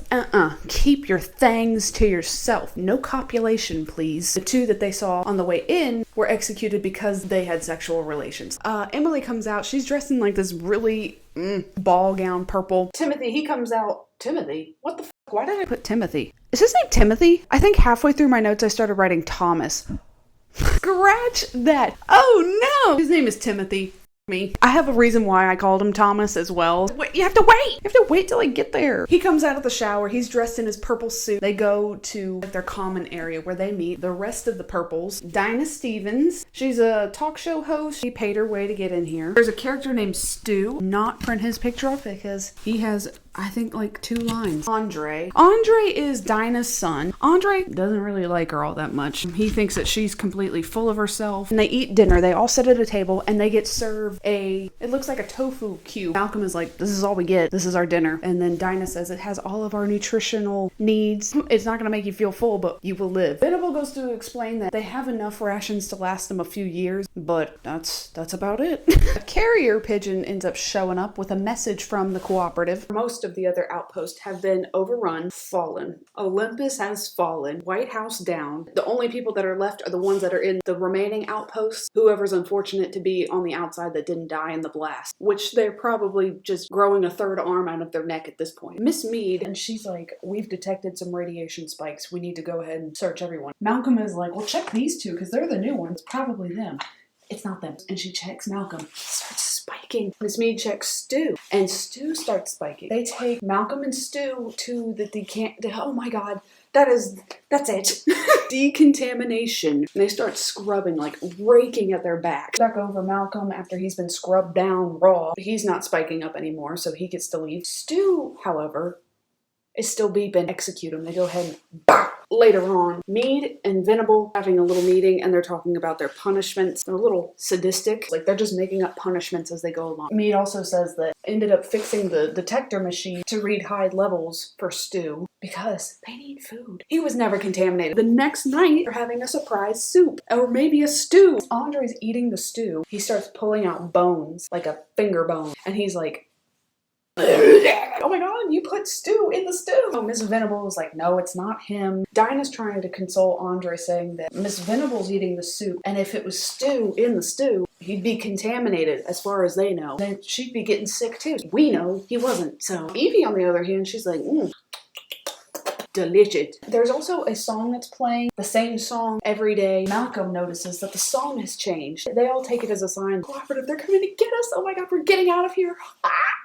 It cuts to 18 months later. They are still there listening to the same song. So that means in 2021. Now, at this point, Timothy and Emily are actually having a relationship, but they only allow themselves to kiss once a day. It becomes torturous, but Miss Venable calls everybody to the dinner table and she's like, we need to go ahead and start rationing off our cubes even more. They all hear a perimeter alarm go off. It shows a horse-drawn carriage is coming. Long story long, Michael Langdon has arrived. Don't we look just alike? And he says that he is an agent of the cooperative. He tells Miss Mead to go ahead and get rid of the horses. She goes out there, she kills them and pushes them off the cliff. Michael and Venable are talking about why the hell are you here? He's here to evaluate all of the residents to see if they qualify to move something called the sanctuary. Now this is the place to be. 6 other outposts have already been overtaken. He says 3 are soon to follow. He says he could take everybody or no one or a few. You don't know. Those who do not meet his criteria will meet the same fate as his horses. Emily is in her room and she finds a whole bunch of snakes. Slithery little sneaky snakes. She calls Timothy in there and Mead comes in, and there's also somebody I haven't mentioned yet called the Fist. She's the muscle. They all come in there. Miss Mead is like, oh my god, we got food. No, they could possibly be contaminated. Nobody knows how they got there. Mallory is wheeling in a big bowl snake soup. And you see all the snakes chopped up inside the soup. They put trays out in front of everybody. Well, when they all go up to lift up the cloche, the snakes are alive. They retire to the library.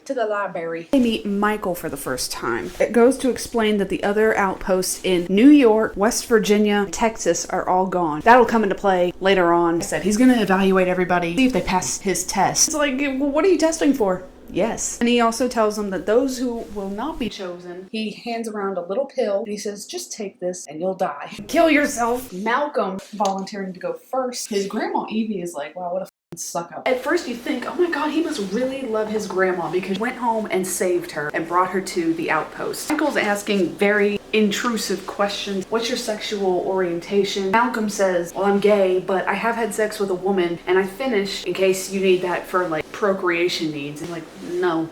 We'll be fine. He also talks about his grandma. She liked the idea of having a gay grandson to her standards. Like he had to fit her mold. So she would host these dinner parties where she was trying to figure out who was the best suitor for Malcolm. Well, Malcolm asks Michael, see what I'm saying? The M's, Mallory, Michael, Malcolm, Mead, help me, somebody help me. He starts asking Michael, what is your sexual preference? And then he's like, off. You don't get to know. So Michael asks him to leave. Later on in the night, Malcolm starts having weird dreams. He starts dreaming of pentagrams, devils. He wakes up and he sees the Rubber Man is back from season 1. He sees him in his doorway, cuts to Evie walking down the hallway, and she starts hearing something. Looking in Malcolm's room, and he is getting sent to Pound Town from the rubber suit man. He is under the impression that it's Michael. Evie goes and tells on her own grandson to Miss Mead. They're cooking up a plan because they're like, we cannot take this anymore. Not being able to touch each other, have sex. Very curious about Michael and like what he's got planned. And they sneak into Michael's room, find his laptop. They start to see some emails that are sent out from the cooperative. They find out the truth that they're making all these punishments up and that none of this is really, it's not calculated. They don't notice, but the Rubber Man is there watching them snoop. Michael is interviewing Miss Venable. What are you doing? Why are you violating protocol? I'm just doing what I was told to do from cooperative emails that are sent out. And he's like,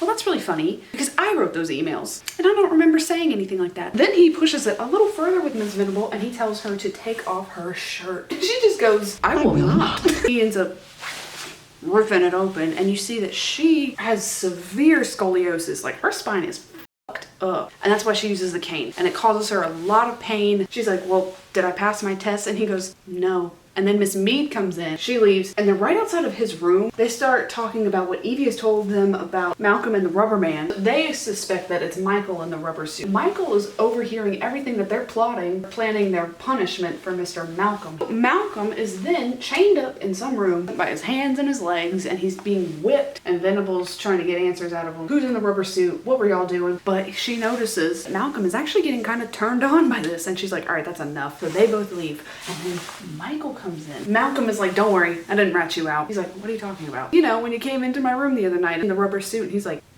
I've never been to your room. Before he leaves, he tells him that his grandmother is the one that told on him. Later on, Malcolm goes up to Evie to confront her. She said, you know what? I deserve to live more than you do. You just wasted my money. I've saved you countless times. You snorted 3 hair salons away, and I'm done cleaning up your mess. So if anybody's going to this sanctuary, it's gonna be me. He starts to see the Rubber Man again. He follows the Rubber Man into his bedroom. They start having sex again. Malcolm takes a pair of shears, stabs the Rubber Man. And then he looks up and he sees Michael's in the doorway. And then he looks back. It's not the Rubber Man. Evie, his own grandma. Timothy and Emily are having sex. Well, they've already had sex. Miss Mead and the Fist come in and yank them from their bed. They go talk to Miss Venable and they call her out for making up these punishments. She sends them to the chamber to be executed. Timothy grabs Miss Mead's gun, ends up shooting her in the side by her ribs. And so she kind of falls back. And then you realize Miss Mead is a robot.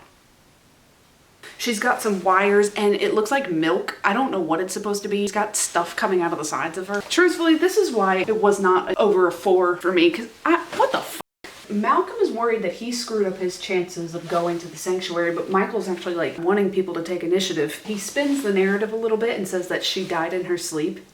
People won't ask questions. He's starting to talk to everybody all at once. So he talks to Mallory, actually. I don't think I'm dark enough to do what you need me to do. That's just not me. Sorry. He's talking to her about Coco and the way she treats her. He's like, I mean, yeah, she could be a bitch, but she needs me. She can't do for herself. And then it cuts to Coco and she is like, man, Mallory sucks. He doesn't really think very highly of her. Kind of like Mallory, she's like, I've tried to get rid of her so many times, but I just can't. I just can't do it. She's not Southern. I don't know why I'm doing a Southern accent. He's talking to Dinah and he says that he's surprised to see her in the shelter. And she says that she's not strong enough to cause any problems. But then there's a moment where they kind of, it's like a wink and a nod, like, I think we've met before. Andre is meeting with him and he's talking about how much he hates his mom. Michael tells him that he's looking for someone that's honest and straightforward and not necessarily pure of heart. Like, you don't have to be squeaky clean. Mallory starts talking about how she sometimes feels like she has someone inside of her trying to claw her way out. He kind of is prying a little bit too much and she gets freaked out and she goes to leave. He tries to stop her and she's like, get back! Some kind of force pushes him back. He gets revved up and he shows his white demon face. He charges at her like, but she's like, using some kind of force, knock him off his feet and make the fireplace erupt with fire. And he's looking at her like, who are you? And then she takes off running. He's doing a ritual trying to talk to his father. I thought I got rid of them all, but there's one that's left behind. What's he talking about? He's begging his father for some wisdom, and snakes begin to form. So now we're gonna get into Miss Mead starts talking about some memories of Halloween. Back in 1962, I'm not putting all these dates up. She dressed up as Rosie the Robot from the Jetsons. How ironic. In 1968, she had her first date and she's going to see Rosemary's Baby, and the guy that she's with is trying to cop a feel, and she's like, you. In 1988, she is a Mossad agent. She has her first kill on Halloween night. Strangled a terrorist to death. She wonders about a lost memory she had of a beautiful boy she used to take care of, and if she has a family or if she's just programmed with responses. She has no memory of Michael at the cooperative or being a part of the cooperative. She has no memory at all. Ms. Venable says that she doesn't think that he's fit to decide who gets to go to this sanctuary. She already knows that she's not going to be chosen to go, so she's like, what the else do I have to lose? Her and Miss Mead end up coming up with a plan. Wipe everyone out. They're gonna kill everyone and go to the sanctuary themselves. Cut to. We're gonna meet up again. Coco's once lover, Brock. He looks awful. He's been out in the world outside. He sees a horse-drawn carriage going somewhere and he's like, what the f? He stops the carriage, he gets onto the bottom. Perimeter alarm goes off. Miss Mead and the Fist go out there, open up the carriage, there's no one in there. But there's a trunk. It's a trunk of apples. Miss Mead and Venable tell the Fist to go and kill the horses. She does that. Brock jumps out and ends up killing the Fist. And he takes her suit and comes inside. Miss Venable is like, oh my god, this could be like our Trojan horse. We can use the apples and have like a Halloween celebration. Just make it a soiree. Like get the snakes that were in Miss Thing's closet, and also probably the ones that Michael has conjured up. You find out that the snakes came from Michael. Are you picking up what I'm putting down? He's the devil. One with the devil. And they extract the poison. They fill the apples with poison. It's gonna be like a masquerade party. Everybody gets dressed up and we're gonna have a big feast. Well, Malcolm's doing Coco's hair. She would be such a Swiftie. She's like, oh my god, theory. This is where they're gonna announce who's going to the sanctuary. I know it. Let me tell you how Rep TV is gonna come out. Mallory starts telling what happened in her interview. She made the fireplace explode. And Coco's like, if you're so special, do it again. She tries, but she can't do it. They bring out the apples and Andre's like, we haven't seen fresh fruit in years. And then Miss Venable is making an announcement. Savor this night, savor this moment, and the food like it's your last. They start playing music and they all start dancing. Coco ends up starting to dance with somebody in a plague doctor's mask. Oh my god, it's Michael. I can suck your dick if you let me go to the sanctuary, please. They go back to her room. Takes off his mask. It's Brock. He's ticked off. He's like, hey Coco, bitch. I'm so happy to see you. Fuck you. Whack, and he whacks her with a hatchet to the head. Coco dies. And all the grays and the purples are all taking turns bobbing for apples. And then Miss Venable is like, don't eat them just yet. Wait till everybody has an apple and we'll all share it together. They all get an apple. They eat it and they love it for a second, but then they all start seizing and vomiting up blood, and yeah, they all die. Miss Venable and Miss Mead, they go see Michael and he's like, ladies, I'm busy. We're the ones that are making selections now. She's got her gun ready, cocked, locked, and ready to rock. But then Michael gets up, he starts staring at her. And then she takes her gun, points it over to Miss Venable. Pop! She shoots Miss Venable dead. Miss Mead is like, I don't know why I did that. Michael says, well, how does it feel to fulfill this task that I set out for you? And she's like, what? He programmed her, modeled her after someone from his childhood who was very dear to him and loved him. He wants the only one who's ever loved him by his side. You remember when she was talking about a memory of a beautiful boy?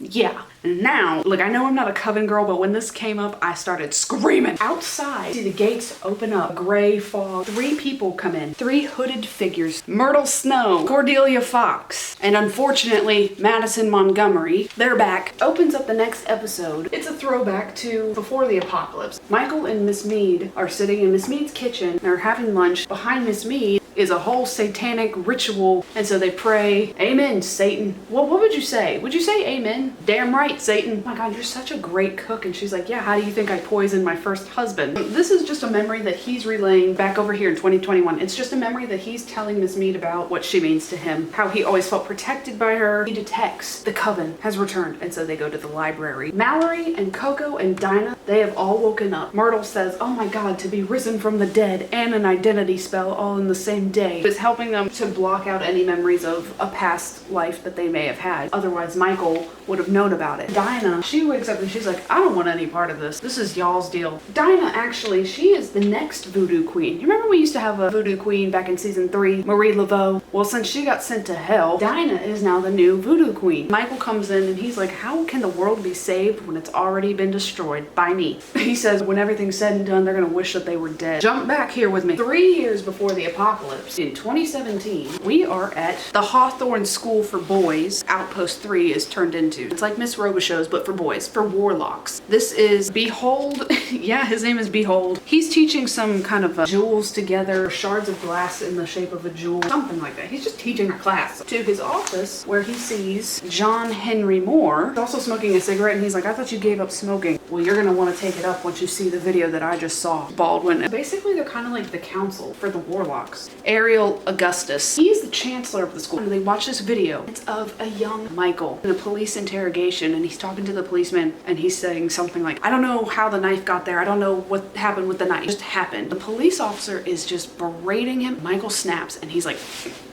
and the police officer goes up the wall and it crunches, and they're like, Ariel thinks that he's a warlock and they want him to come to the school. John here is thinking it's something demonic. They propose the idea that there could be an alpha warlock, which has never happened before. Tall tales of it, but nobody's ever been. It's always been a woman as the supreme. Ariel goes to visit Michael in jail. Michael explains what he was talking about and the reason why he's in jail. He was at the butcher's with Miss Mead. She was asking the butcher if she could have the goat's head, and the butcher's like, no, you cannot. Start getting angry at one another. Michael uses his powers and has the butcher stab himself. Ariel gets him out of the prison and takes him to the school. Miss Mead is watching from the outside. It's all been a plan. She's like, you go get him. Go get him, bud. Love you. Have fun. It's your first day of school. Satan be with you. Love you. Ariel starts to talk about the school used to be above ground. Once Miss Cordelia came out with that whole interview inviting all the witches and exposing witchcraft, everybody else, they got a lot of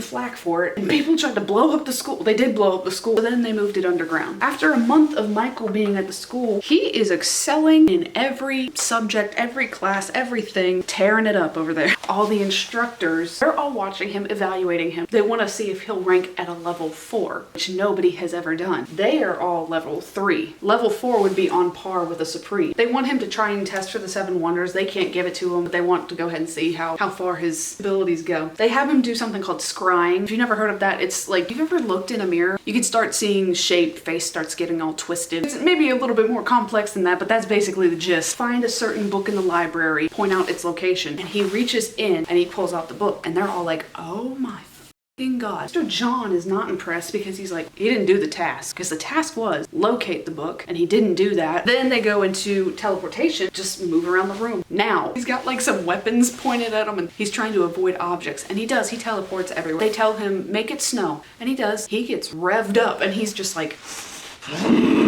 making a full-on blizzard, and almost all of them on the council freeze to death. Girl's like, stop. They say, okay, yeah, you did it. John, he is really skeptical about his powers. He's like, this does not feel okay. Guess what I did? I finally printed off some pictures of the houses. This is the Coven house. This is Miss Robichaux's.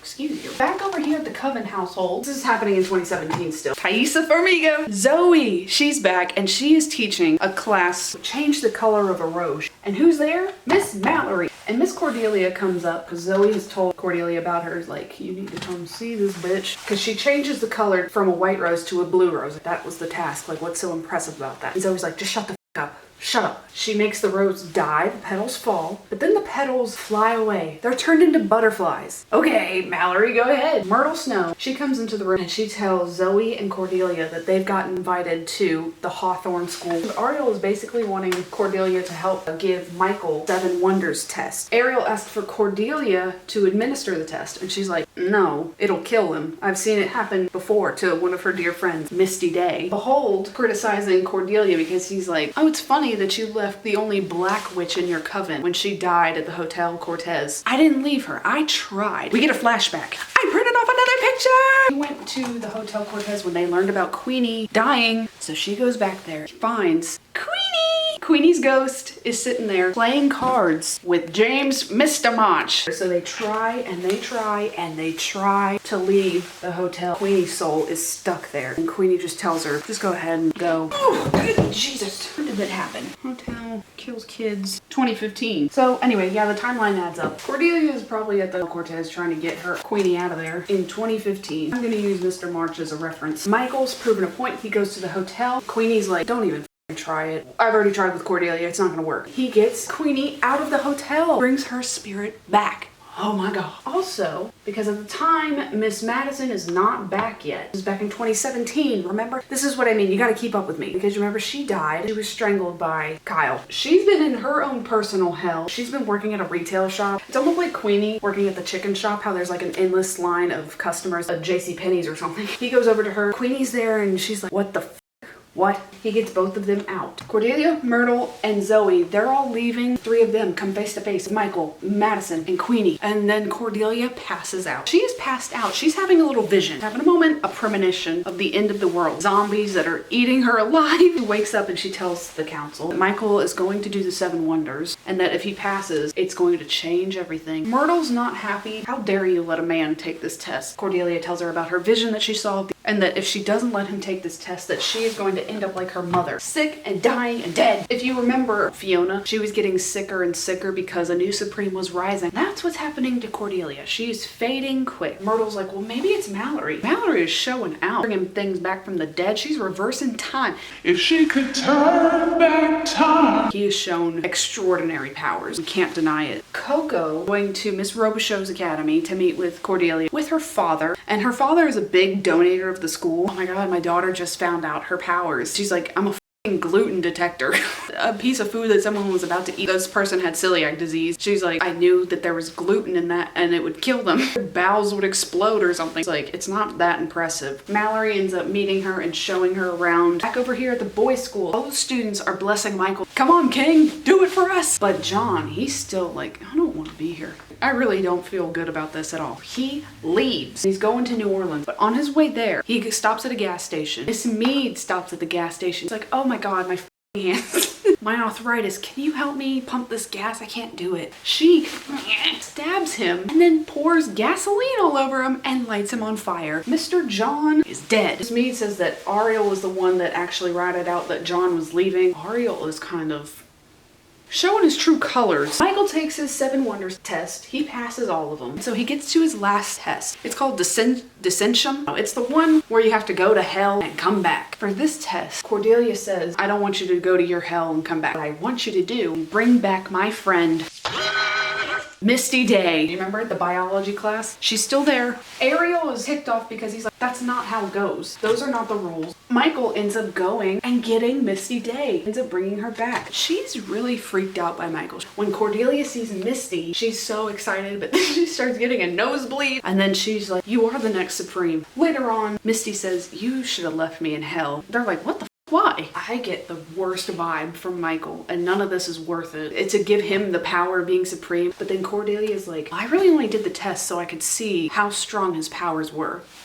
You know what? Cordelia actually really irks me in this season. Like, she's so stupid. Like, what do you mean he needed to know how strong his powers were? They're f***ing strong. We're all gonna need to fight against Michael. And Misty's like, I don't know if I can. I've been in hell for too long. You just need some help. Stevie Nicks has come back! One night only. She serenades Misty Day, gives her a little bit of a boost. Stevie Nicks in the AHS universe is a white witch, and so she's got some powers. Just rejuvenate Misty. While she's singing, Madison and Cordelia leave the room. They need to go back to the origin of Michael, where it all started at. Behold finds them, and he starts showing his skeptical side. Maybe I don't fully trust Michael, but I also need to protect my boys over here. Not totally on your side. I do sense a little bit of a nasty streak. Yes, my bestie. We're going back to Murder House.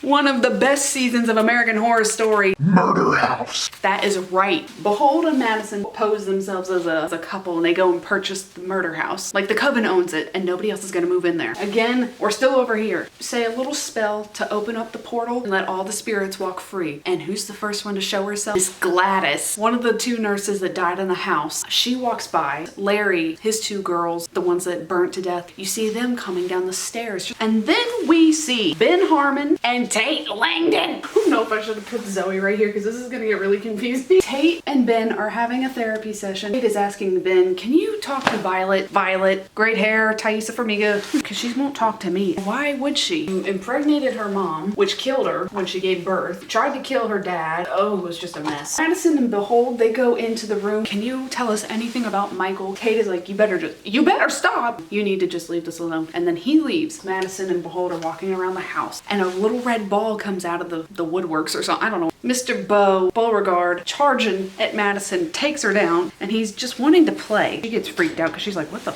is that? Finally did it! Billie Dean Howard. She finally made it here. She made it to the board. We've seen her in several seasons. She is a medium. She's very familiar with all the ghosts in the house. And she actually references, you're Madison Montgomery. She's like, well, I've known a lot of Montgomerys in my time. Madison is probably most likely a descendant of Dr. Montgomery and Nora Montgomery, who built this house. She picks up the ball and she's like, Bo, do you want to play? She throws the ball. Bo goes away. She explains that she's been a friend of the house for years and all of its residents. And then we get one of my favorite characters of all time, Constance Langdon. She's back. Jessica Lange is back one more time and she comes down the stairs. I'm Constance and this is my f***ing house.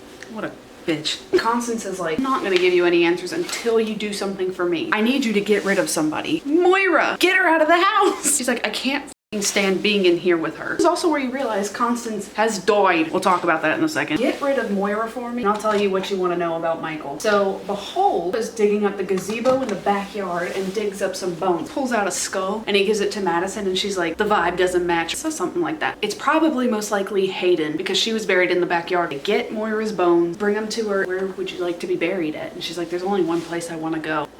They take her and bury her in her mother's grave, the one that she actually killed on Halloween night. Moira's spirit shows up at the gravesite and her mom comes up behind her and she's like, we can go now. I wanted that so bad for her. So then they go back and they talk to Constance. Michael was taken by Constance, as we know, after he was born because Ben, he died. Like, it was my chance to be a mother again. I was a mother of 4 and I f***ed it all up. But shortly after, she started to notice some psychopathic tendencies. It started off with animals. Then obviously this scene right here where young Michael, 3 years old, killed his nanny. So she was like, well, oh God.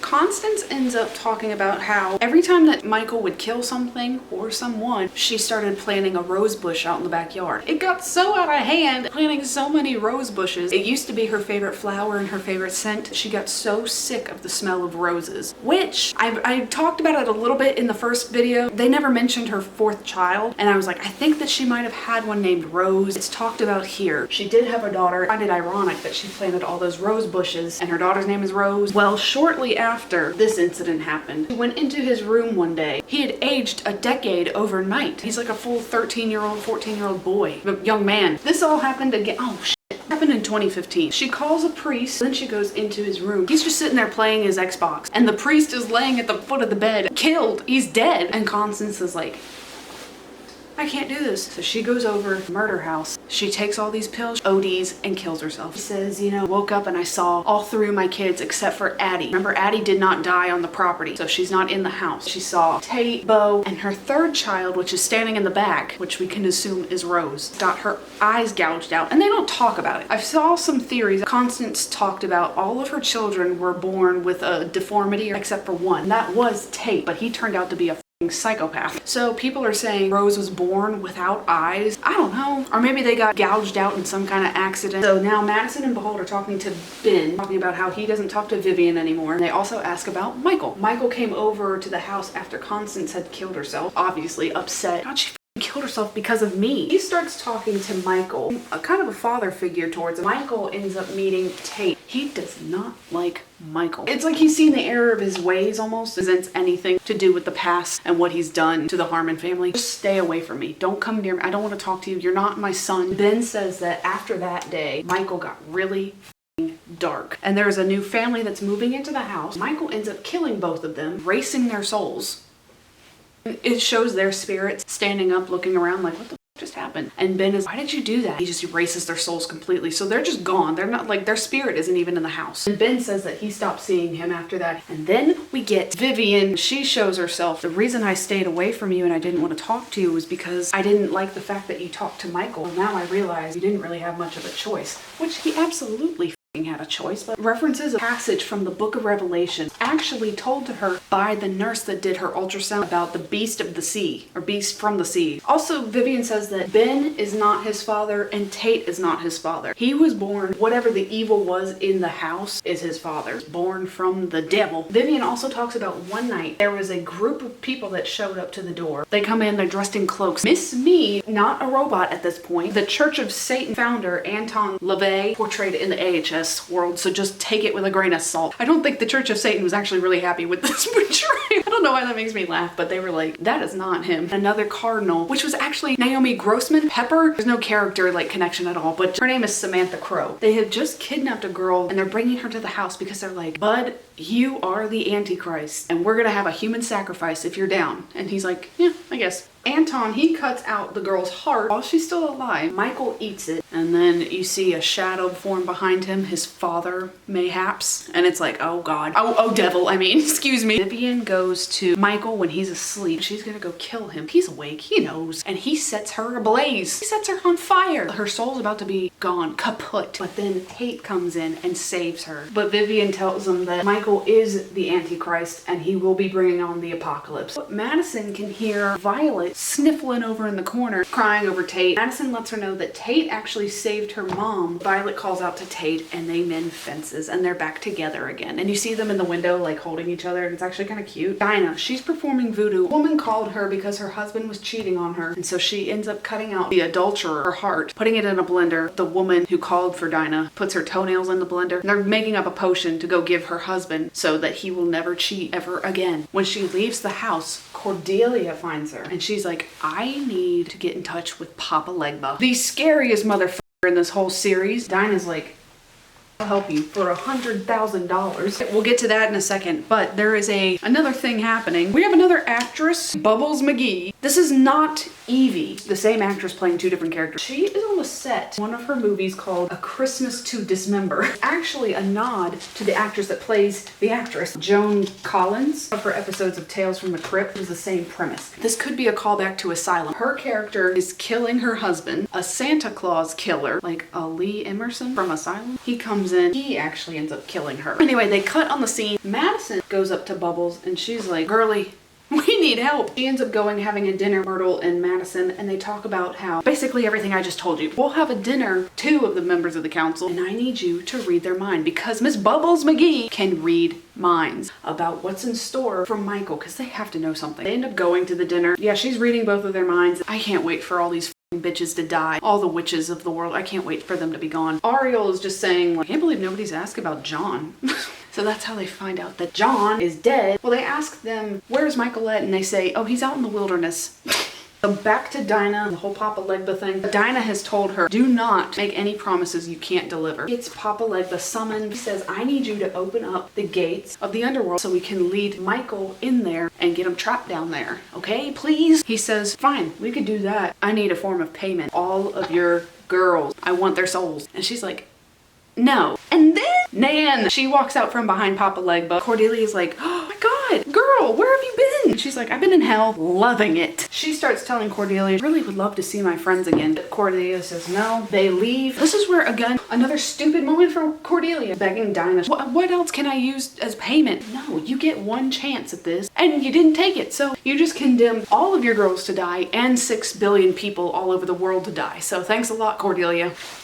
Bitch. Queenie, Zoe, Mallory, they're all talking about how a new Supreme will rise when the current one is weakening. Coco comes into the room and she's like, you guys, I just learned a new power. So she can tell you the exact caloric intake, any piece of food, any bite of food. Queenie is like, well, let me go get something really quick. It's like a half-eaten snowball, you know, like a Hostess snowball. And she gets it right and then she eats it, she starts choking and Coco dies. Mallory, she slits open her throat and digs out the snowball and ends up sealing up her wound that she sliced open. She brings Coco back to life. Zoe is like, I have never seen that done before. You're having a dinner with the whole coven. Mallory's not really very perky. I don't want to be the Supreme if it means Cordelia is gonna die. And then Cordelia is just like, let's not talk about it. Let's enjoy this time. She's like, I think this may be the last time we'll all be together. So now we're going 2 years before the apocalypse. Oh, oh my God, I didn't think about this.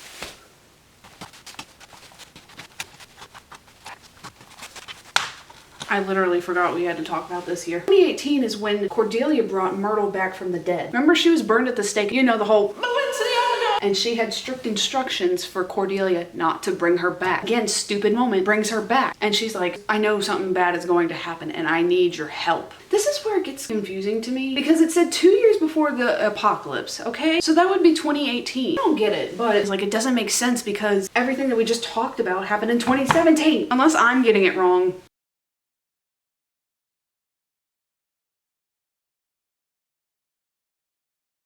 Back in the present day, meaning over in this side, they all go and find the gas station where Mr. John was killed at. Mallory ends up bringing him back. She does her 7 wonders, and one of her tests is to bring back John. Passes her 7 wonders test because they think that he was killed by Michael. He's like, no, I was killed by a woman. Delia is asking Coco to help track down this woman. She does. She follows Miss Mead, a grocery store, and she starts kind of harassing her. Mead ends up shooting her with a tranquilizer. The security men come and they get Miss Mead, bring her back to the Coven. Hawthorne School. Baldwin has come up with a little powder that can kill only women. Cordelia shows up with Myrtle and she like vaporizes the powder. They end up taking Baldwin, Ariel, and Miss Mead overpass thing where they set up 3 stakes and they are going to burn them alive. And Mr. John comes out and he's like, hey bestie, ignites all the torches. They end up lighting them all on fire. They all die. And Michael, he comes out there, he touches her bones, her charred body, and finds out it's Miss Mead. And he's like, oh my God, I can't believe it, you're dead. And then he vows to kill every witch. They've taken the only woman that's ever loved him and really cared for him. He goes off on a little adventure. He goes out to the woods and he's trying to contact his father, Satan. Give me some advice, please. I don't know what the to do. He's out there for about 4 days. Then he starts hallucinating little children running around and they bring him treats and food and water. And then he also sees a goat and he's like, Dad? Ends up killing the goat. He had a weird moment. But then he goes into the city, finds this little alleyway, finds an upside down cross, a satanic congregation. He sits in the back pew and he sits next to this woman named Madeline. There's another M. Madeline, Michael, Malcolm, Madison, Mead, Myrtle. And she's like, you need to eat something. So she invites him back to her house and she starts talking about she sold her soul to the devil. She says, I have all I could want and more. Drugs coming out my ears. I get heroin all the time whenever I want it. I get free cable and I get to bang Brad Pitt every Friday night. He makes fun of her and she's like, it's not funny. And she comes up behind him and is gonna kill him. Bestie, check this out. He's got a 666 in a little triangle behind his ear. And she's like, oh, hail plankton. I can't believe it. You're here and you're at my house. Then they go back to the congregation. They're about to have a sacrifice ceremony for a newcomer. There's 2 people up at the altar. He's about to go kill them for his initiation into the group. Madeline comes in and she's like, no, let's give this to Michael. And he shows his mark and they're like, again, hail plankton. He kills the 2 sacrifices. They end up having a potluck. And everybody really crowds around him and he's just like, I don't know what to do. He's talking to Madeline. Only thing that's on my mind right now is Mead. And Madeline's like, I think I can help you. I know some guys. So she takes Michael to meet up with some nerdy scientist boys. This is Jeff Pfister. Oh my God, the haircut. And Mutt, Muncher, I don't know what his last name is. Receptionist is Miss Venable. She's got her purple on. Jeff and Mutt, they're in their lab and they're snorting up coke and they're making robots. Okay, they're making a robot to actually like jerk them off. That's currently what they're working on. Miss Venable comes in, big ass vase of coke, cocaine, the Bolivian marching powder, the booger sugar. I could go on. But then Miss Venable is like, Michael's here. Start joking on his appearance, clowning on him. They also have a prostitute in there. Prostitute in the room is just like, he's evil. I can feel it. So she tries to run away. He ends up burning her alive again. They're like, oh, hail plankton. And Michael gives these 2 the task of bringing Miss Mead back. And they tell him, don't be surprised. She may not know who you are right out of the gate. She opens her eyes and she's like, I'm so glad to see you again. Jeff, he wants the whole world to just start over. He hates everything about the world. He wants to bring the apocalypse. We need to hit the factory reset button or whatever James Charles said. Miss Venable comes in there and she tells the boys about their meeting with the cooperation. Also asks them if she could play a bigger role in this cooperation. They're like, no. So she's like, I f***ing quit. So now back at the Coven, Mallory is talking to Cordelia and Myrtle. And Mallory's scared because what is going to stop Michael from coming here, killing all of us? Cordelia is like, don't worry. We put a protection spell around the house. Zoe and Queenie are teaching the other girls in the Coven protection spells. We see Miss Dinah. She's out on the porch. She's doing some voodoo spell. Just tears down the protection spell that Cordelia put up. Good job, Cordelia. Miss Supreme. That also brings in Miss Mead and Michael. Queenie tries to use some voodoo on Miss Mead, but she's a robot now, so it doesn't work. He's also got like a machine gun arm. She opens fire. She's like, "Bah, bah, bah, bah, bah, bah," and they all die. Zoe, Queenie, Bubbles. When he's walking away, he tells Dinah, "Get your payment. You're greenlit for 13 episodes for your talk show." Mallory, Coco, Cordelia, Madison, and Myrtle, they all leave. Miss Mead is talking to Michael. "It's your destiny to bring upon the end of the world, to bring on the apocalypse." And then she says, "Maybe we should change up the plan." Find out that Jeff and Mutt are actually typing programs out of what to say to Michael. Jeff and Mutt, they give him the idea. Come back to the lab. They end up giving Michael a list of names, all names from the cooperative, who is also the Illuminati. They have all sold their souls to the devil, in turn, Michael. But then the boys, they tell Michael, "We need to go ahead and use these nuclear bombs and we can destroy the world. I'll do it only if it will destroy all of the witches." What's left of the coven, they're all at Misty Day's shack. Now, Misty Day, she is off with Stevie Nicks. They're just running wild and free. They're having a good time. Cordelia tries astral projection, tries to go back into the coven household to find all the other witches because Michael can send their soul like anywhere he wants. Their souls are gone. Cordelia's like, "I can't even bring them back if I wanted to." Behold and John, he went back to boys' school before the whole massacre of the coven. They start talking about a plan for Miss Mallory. Tempus Infinitum. It's like a time traveling spell. Myrtle explains about there's not been any documented success stories and everyone that's tried it has pretty much died. They're just testing out if it's gonna work or not. Myrtle tells the story about Anastasia Romanov. Again, I'm not talking about the whole thing because I don't have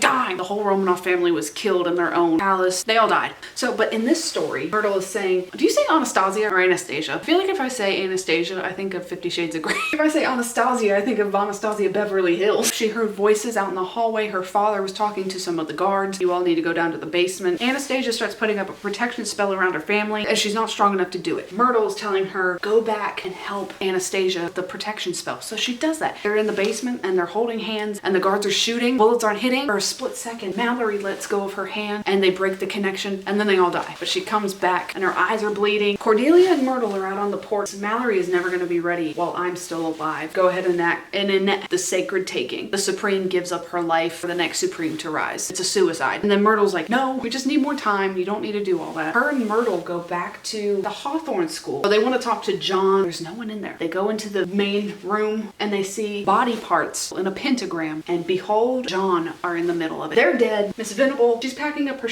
shit. Jeff and Mutt, they say, "What if we give you a position at one of our outposts? Outpost 3. Would you want that?" She's like, "I guess, slay." Then Miss Mead, she's hyping up Michael. "Boy, this is what we're here to do. We're here to bring the end times. It is your time to shine. Go ahead and meet with this cooperative." So he goes into this dark room with these people that are wearing masks and he's like, "I'm here. Hey guys, I'm here." So he tells them about the whole plan of the apocalypse. All are gonna be safe. Families will be safe. We can put them in the outpost. So turn to page 4 and we'll go ahead and go over the guidelines. Myrtle shows up at the lab. She walks up to Venable and Miss Venable's like, "How did you even get past security?" Myrtle's just like, bitch, puts a spell on her that freezes her. She grabs her key card and then unfreezes her and Miss Venable acts like nothing happened. Jeff, he's complaining about how Mutt has put them Outpost 2, which is in West Virginia. Do you remember me talking about all the outposts that have just exploded? One of them was West Virginia. You already know, they died. Mutt says that, well, Michael wants Miss Mead Outpost 3. He wants her to have her memory wiped. She won't know that he's the Antichrist. Myrtle comes in and she's looking at the map of outposts. She uses a spell on the boys, like a mind control, and she tells them that Coco's father is going to purchase 4 tickets for her and her family. So that's how that all happened. Then Myrtle comes back to shack and tells Coco what's happening, how her dad's gonna buy the tickets, but her family can't go with her because it'll give everything away. Because they've got another plan. They're gonna go ahead and do it. Tempus Infinitum. The plan is to hide the witches in plain sight right under Michael's nose. Coco and Mallory under identity spells. You're not gonna remember you're even witches. Coco, your role is to belittle Mallory because that will suppress her powers. She's not gonna feel great about herself and doubt herself all the time. Mallory, she's worried because she's like, how am I gonna know what to do if I don't even know that I'm a witch? Cordelia says, no, your powers will show when the time is ready. They put the spell on them and they're out of here. Well, then it cuts to Coco and Mallory are in the back of a car that's actually being driven by Madison and they're heading to a hair appointment. They go in, they meet Malcolm. Coco is in there and she's like, I don't care what you do, just fix me and make me look better than I am. Mr. Brock is actually sitting next to her. Can't fix perfection. He's hitting on her and they start having a relationship. That's how that starts. Out in the car that Madison is driving, she sees on the side of a bus Dinah and her hit television show and she's like, you motherfucker. So then Madison comes back and she says Dinah was the one that betrayed them, that caused the whole massacre. And Cordelia says they can't do anything until after the plan, but when they awaken, they'll get their revenge. Mallory first found out she had some powers when she's talking to Michael and he charges at her, his white demon face. That was like the surge the rest of the coven needed. These girly pops were buried underneath for years. They come crawling out of the ground, but they say, I felt the surge. It's time. Okay, come on now. And they bring all the witches back. That's where you saw them all come in after they ate all the apples. And Cordelia, she's like, I need everybody to help out. Of course, remember Dinah says, this is y'all's fight. I'm not doing it. Michael, he comes out and he says, if you would like to, I can save you all. Bow to me and I won't kill you. And they're like, fuck you. Dinah, she says, I'm gonna be on the winning side of history. And so she goes and she bows to Michael and she says, I know you need my voodoo to have as much power as possible. And Cordelia is like, I do need voodoo. You're not the most powerful one. Bestie? Marie Laveau. This is all happening in 2021 because now we're back over here. The voodoo queen. She's like, ma'am, get real. The reason why Laveau has come back. Last saw her, she was in hell with Madame Lalaurie torturing her. Apparently, she's not doing that good of a job. She doesn't have the heart to torture her. Nan shows up and she's like, look, Papa Legba, he is tired of you. Cordelia has showed up with her. I made a deal. We'll release you. We get Miss Thang over here to come take your place. So she's like, okay, word. Lalaurie, Laveau, she teleports behind Dinah, slices her throat. She has gone to hell. In a handbag. Michael gives me a signal to go ahead and just open fire. But then Cordelia says an incantation and fucking makes Miss Mead explode. Michael falls back, falls down next to her head. She's like throwing up milk or something like that. And he picks up her head. That's enough time. Madison, to get her arm, that's the machine gun, picks it up and points it at Michael and starts shooting the out of him. Myrtle goes up to him and rips out a chunk of his hair, gives it to Mallory so that they can go up and do the Tempest Infinitum. Madison is like, I'll hold him off as long as I can. While they're running, fucking Brock comes up and stabs Mallory in the stomach. You bitch, you took my spot. Myrtle ends up setting Brock on fire and he falls over the balcony or whatever and he dies. When he falls and hits the ground, it distracts Madison. She looks away and then Michael wakes up. He blows her up. Madison, Emma Roberts, they could never make me like you. Laveau tells them to go and take Mallory and she'll distract Michael. So she's trying to build up a barrier. He reaches through into her chest and rips out her heart. He takes a bite. Now Coco's standing behind him and she tries to stop him by stabbing him. That doesn't work. Like a telekinetic power, he snaps Coco's neck and Coco dies. Also, Laveau has died. Bitch, you came back for like 10 minutes. They get Mallory into the tub. She says she doesn't feel strong enough. Cordelia's like, all right, love you guys. She runs out there to the sacred taking. Is talking to Michael and she says, you couldn't even destroy our coven with 1,000 nuclear bombs. Which, sir, she ends up stabbing herself in the heart and then falls over the side of the balcony and Michael's just like, whoa. Gives Mallory enough power to perform the spell and go back in time. Stay with me. We're going back to 2015. This is when Constance finds Michael and he's killed the priest. I can't do this. Are you gonna kill everybody and everything? Because if so, I can't do this. You need to leave. And kicks him out. Well, he comes up to her and chokes her, pushes her up against the wall, and she's like, do it. I don't care. He takes off running out of the house. It must be deja vu for this woman, for Constance Langdon, because he gets hit by a car, much like Addie did on Halloween night. This time, Mallory is driving the car, reverses, goes back over him. Constance runs out of the house and sees, they like lock eyes, and then Mallory runs back over him again. Constance comes over to him and is holding him, and he's like, can you get me to the lawn, murder house lawn, get me over there so I can stay? And she says, go to hell. If you're following along, that would mean nobody knows what just happened, except for Mallory. She goes to the Robichaux's Academy, she meets Cordelia, and Cordelia says, have we met before? And she's like, no. Basically, nothing happened. She rewrote history. She meets Zoe, she meets Queenie. Queenie says, oh, I just booked my trip. I'm going to the Price is Right to go stay at the Hotel Cortez. Well, Mallory's like, oh no, don't stay there. By this timeline standards, Queenie has not died. She is still alive. And so is Zoe. The massacre didn't happen. Misty's still gone. Nan's still gone. Madison is gone. Cordelia shows a painting of Myrtle. She never had to bring her back. There was no reason to. Like, she was the reason why this coven is the way it is. Because Mallory sent the Antichrist to hell, she says, I got a lot of street cred with the demons. She asked a favor to bring Misty Day back. Nan drops her off. Cordelia's like, Nan, don't you want to stay? And she's like, no. I love it in hell. So Nan goes back. Mallory, she's saying like, I wondered what I changed for the future. Well, in 2020, when the apocalypse would have happened, Timothy meets Emily. She's at a protest. He's leaving with some coffee. They meet, they go on a date. Well, then in 2022, end up having a baby named Devin. 2024, they're out on a date night and they come back home. Timothy notices the sky above the house is red and there's crows circling around, and they go inside and they see Devin has killed the nanny, much like Mr. Michael over here. Jesus Christ, it's happening again. Miss Mead, Anton LaVey, and Samantha Crow, they all show up at the house and they're like, we're here to help.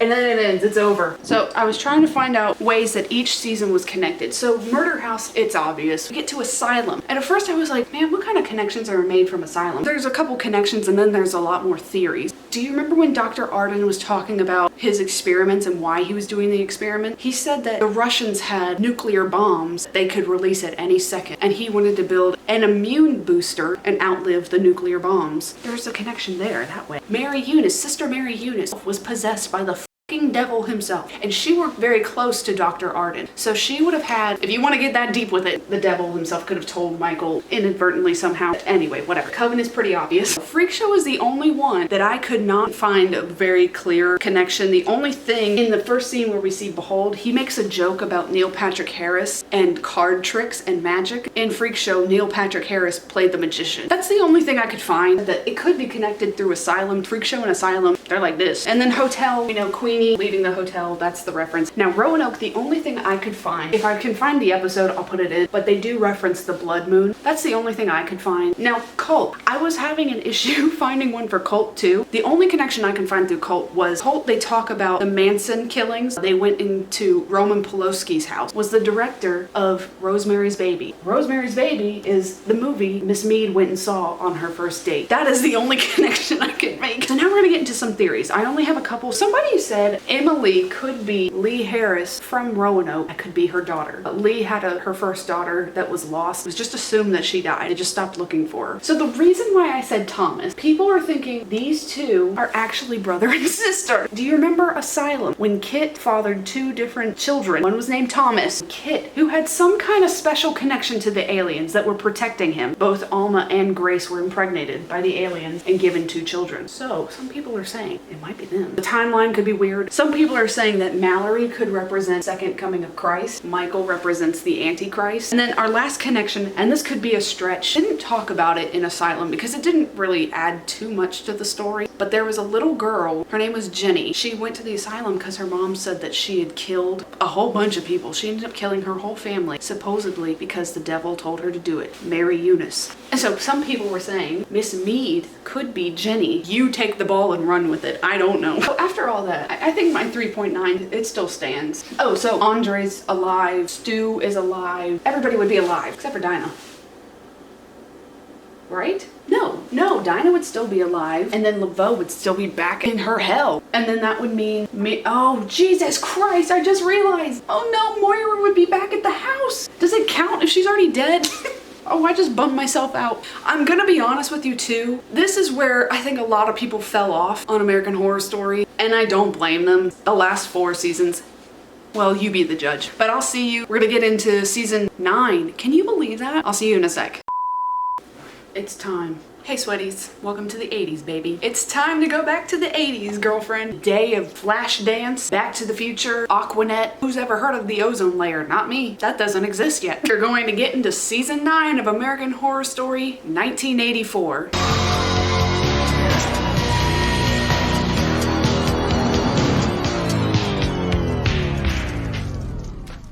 We need to have a moment. Sweaties, we've lost a member, a crucial member of this family. Bum, bum, bum, bum, bum, bum. We gather here today to honor a fallen brother, the blue microphone. He's put up a hard fight. He has called it quits. Let's send him on down the river. Okay, so that's the reason why my audio's been shit. Okay, let's get into it. Oh, I didn't even write down my ranking. Sorry, I'm not prepared. Yeah, that's not my favorite. 2 out of 5. Whoa. If you're of the 80s and you love horror or 80s horror, not horror, this might be right up your alley. Buckle up and hold on tight. 1984 does not start in 1984. We're gonna go ahead and start in 1970 at a place called Camp Redwood. That is where our story is gonna take place. Oh, this takes place over in California, like right outside LA. Ryan Murphy has got a boner for LA. There are 3 camp counselors, Camp Rock counselors, in their bunks at night. They're fooling. One of the girls is like, maybe we should not do this because we're gonna gonna get caught. We're gonna get caught. Stop. And the guy says, nobody's gonna come in here. Then they start hearing a noise. I should get sound effects. Hang on. A jingle. Keys are jingling. And someone comes in the cabin, murders everybody. All of the counselors that are in the cabin. They're dead. Believed to be about 10 people. The killer, as their signature card, if you will, took all of their ears. Well, not all of their ears. They took an ear from each person. That's the opening to our season. Camp Redwood Massacre, 1984. And we're going to an aerobics class, baby. Is led by Xavier. Oh my God, look at that flow. So you see some of his friends are taking the class. We've got Montana, Chet, you betcha, Ray. She's not a part of their friend group, but she is there taking the class, and she's also a main character. Brooke. Unfortunately, we are gonna have to stomach through a whole season of Emma Roberts. We have Ray. He's now working as an orderly at like a mental health facility, like to become a doctor. That's what he was always wanted to do. Brooke, well, she's wanting to be a vet. She's going to veterinarian school or something. Montana, she just does aerobic classes. She teaches classes. That's really all I know about her. Xavier, same thing. And he also is an aspiring actor. Chet, an athlete who was training to go to the Olympics, but it up because he wanted to do drugs. He tested positive for pretty much every drug on the market. In the locker rooms, Montana goes up to Brooke, and Montana kind of starts hitting on Brooke a little. Like, she's getting really flirty, but she says, I'm not a lesbian. I'm not a lesbian. They come out of the locker room and they go and meet up with everybody. Xavier is talking about the Night Stalker, Richard Ramirez, a famous serial killer, American Horror Stories version, and how he's going on a killing spree. I need to get out of LA for the summer because I don't want to be here if he's going around killing everybody. And Xavier's like, that's why I'm going to camp. I'm going to teach aerobics at camp. So he invites everybody to go, invite Brooke to go, but Brooke is like, I've got to stay and study for my classes. Brooke is at home and she is visited by the Night Stalker. He's like trying to kill her or strangle her. She ends up in the bathroom and he's like, where's the jewelry? Give me the cash. And she's like, just take it and leave. She ends up getting away from him. And then it cuts to the next morning. She is in the van with everybody else because she's now agreed to go. I don't want to be in LA either. He's going to come after me. He didn't get me. Now I've got a target on my back. And they're talking about like, Ray's got a whole bunch of coke. And then Chet starts talking about his chances to go to the Olympics. And then he's like, oh, I'll just do coke, who cares? So then they stop at a gas station. Xavier goes to talk on the phone to hear his answering machine. That whole thing was not recording. That is lovely. Now it's not even a technical difficulty, it's just me being stupid. I just didn't hit the record button. One message from a man who sounds pretty angry. I know where you're going. And he's like, okay. And the guy working the gas station is like, where y'all heading? We're going to Camp Redwood. And the guy at the gas station is like, y'all should not go there. You're gonna die. And they're like, okay, thanks, bestie, love you.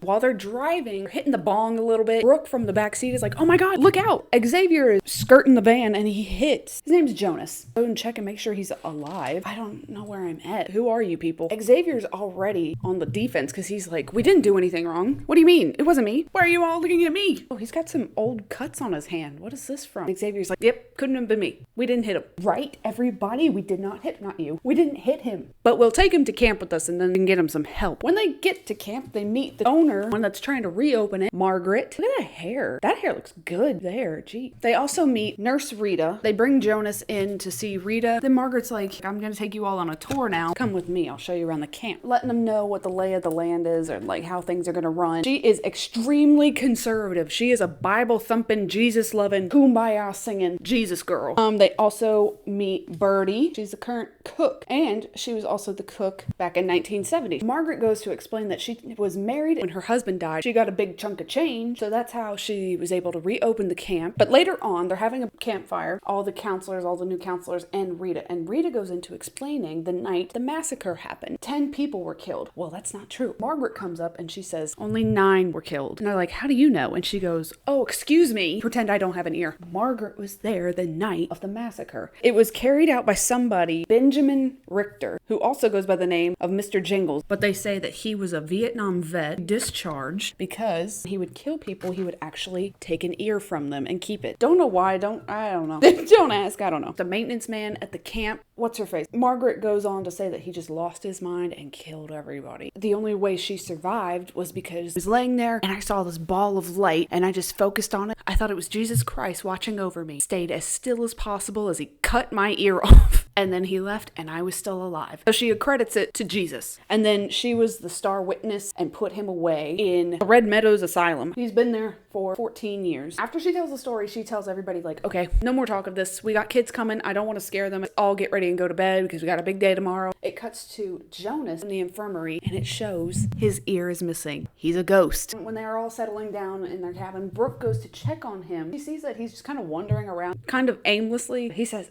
something bad is going to happen here. And she's like, okay. She goes back and she's going to tell the group because she's like, I think he hit his head or something. Now, don't be scared, people. I know this is a jump scare. Matthew Morrison. Do y'all remember when he did Shrek on Broadway or something? No, it wasn't Shrek. It was the Grinch. And he was like overly sexual. Ugh. Anyway, this is Trevor. Trevor is the activities director. And immediately, Montana knows who he is. I saw you on the Jane Fonda workout video. I saw your thing swinging around. He's got a big dick, okay? He's really kind of full of himself at the beginning of the season. I know Jane, whatever. It's cool. It's whatever. Later on in the night, these two are down at the lake. Trevor he goes underwater while they're in the lake and pleasures Montana. Well, Montana starts to see some headlights coming down the other side of the lake. Okay, let's go inside because I don't want to be out here anymore. Cut to whole nother scene, a whole nother place. We're going to Red Meadows Asylum. Richter has been staying at for the past 14 years. Not anymore. You see on the very outside of the asylum, patients are running around. They're going all over the place. Medical director is running around. She's like, what the? Her name is Dr. Hopple.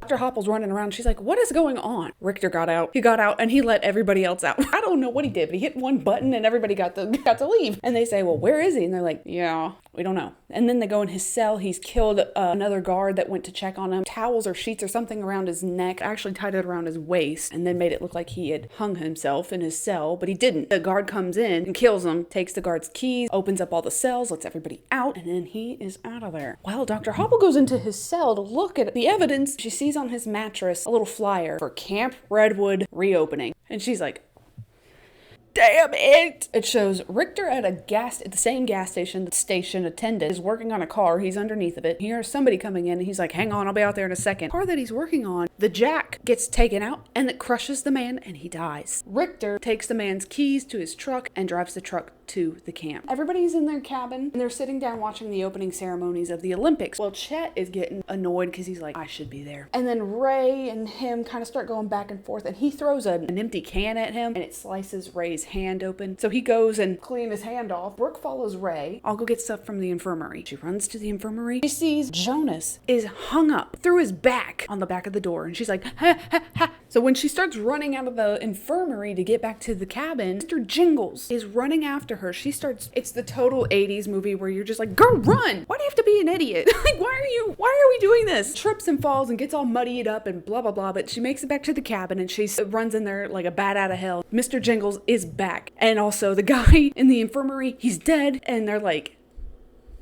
bestie?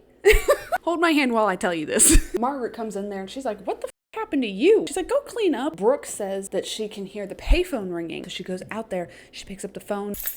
She can hear keys jingling. We see the Night Stalker is watching her.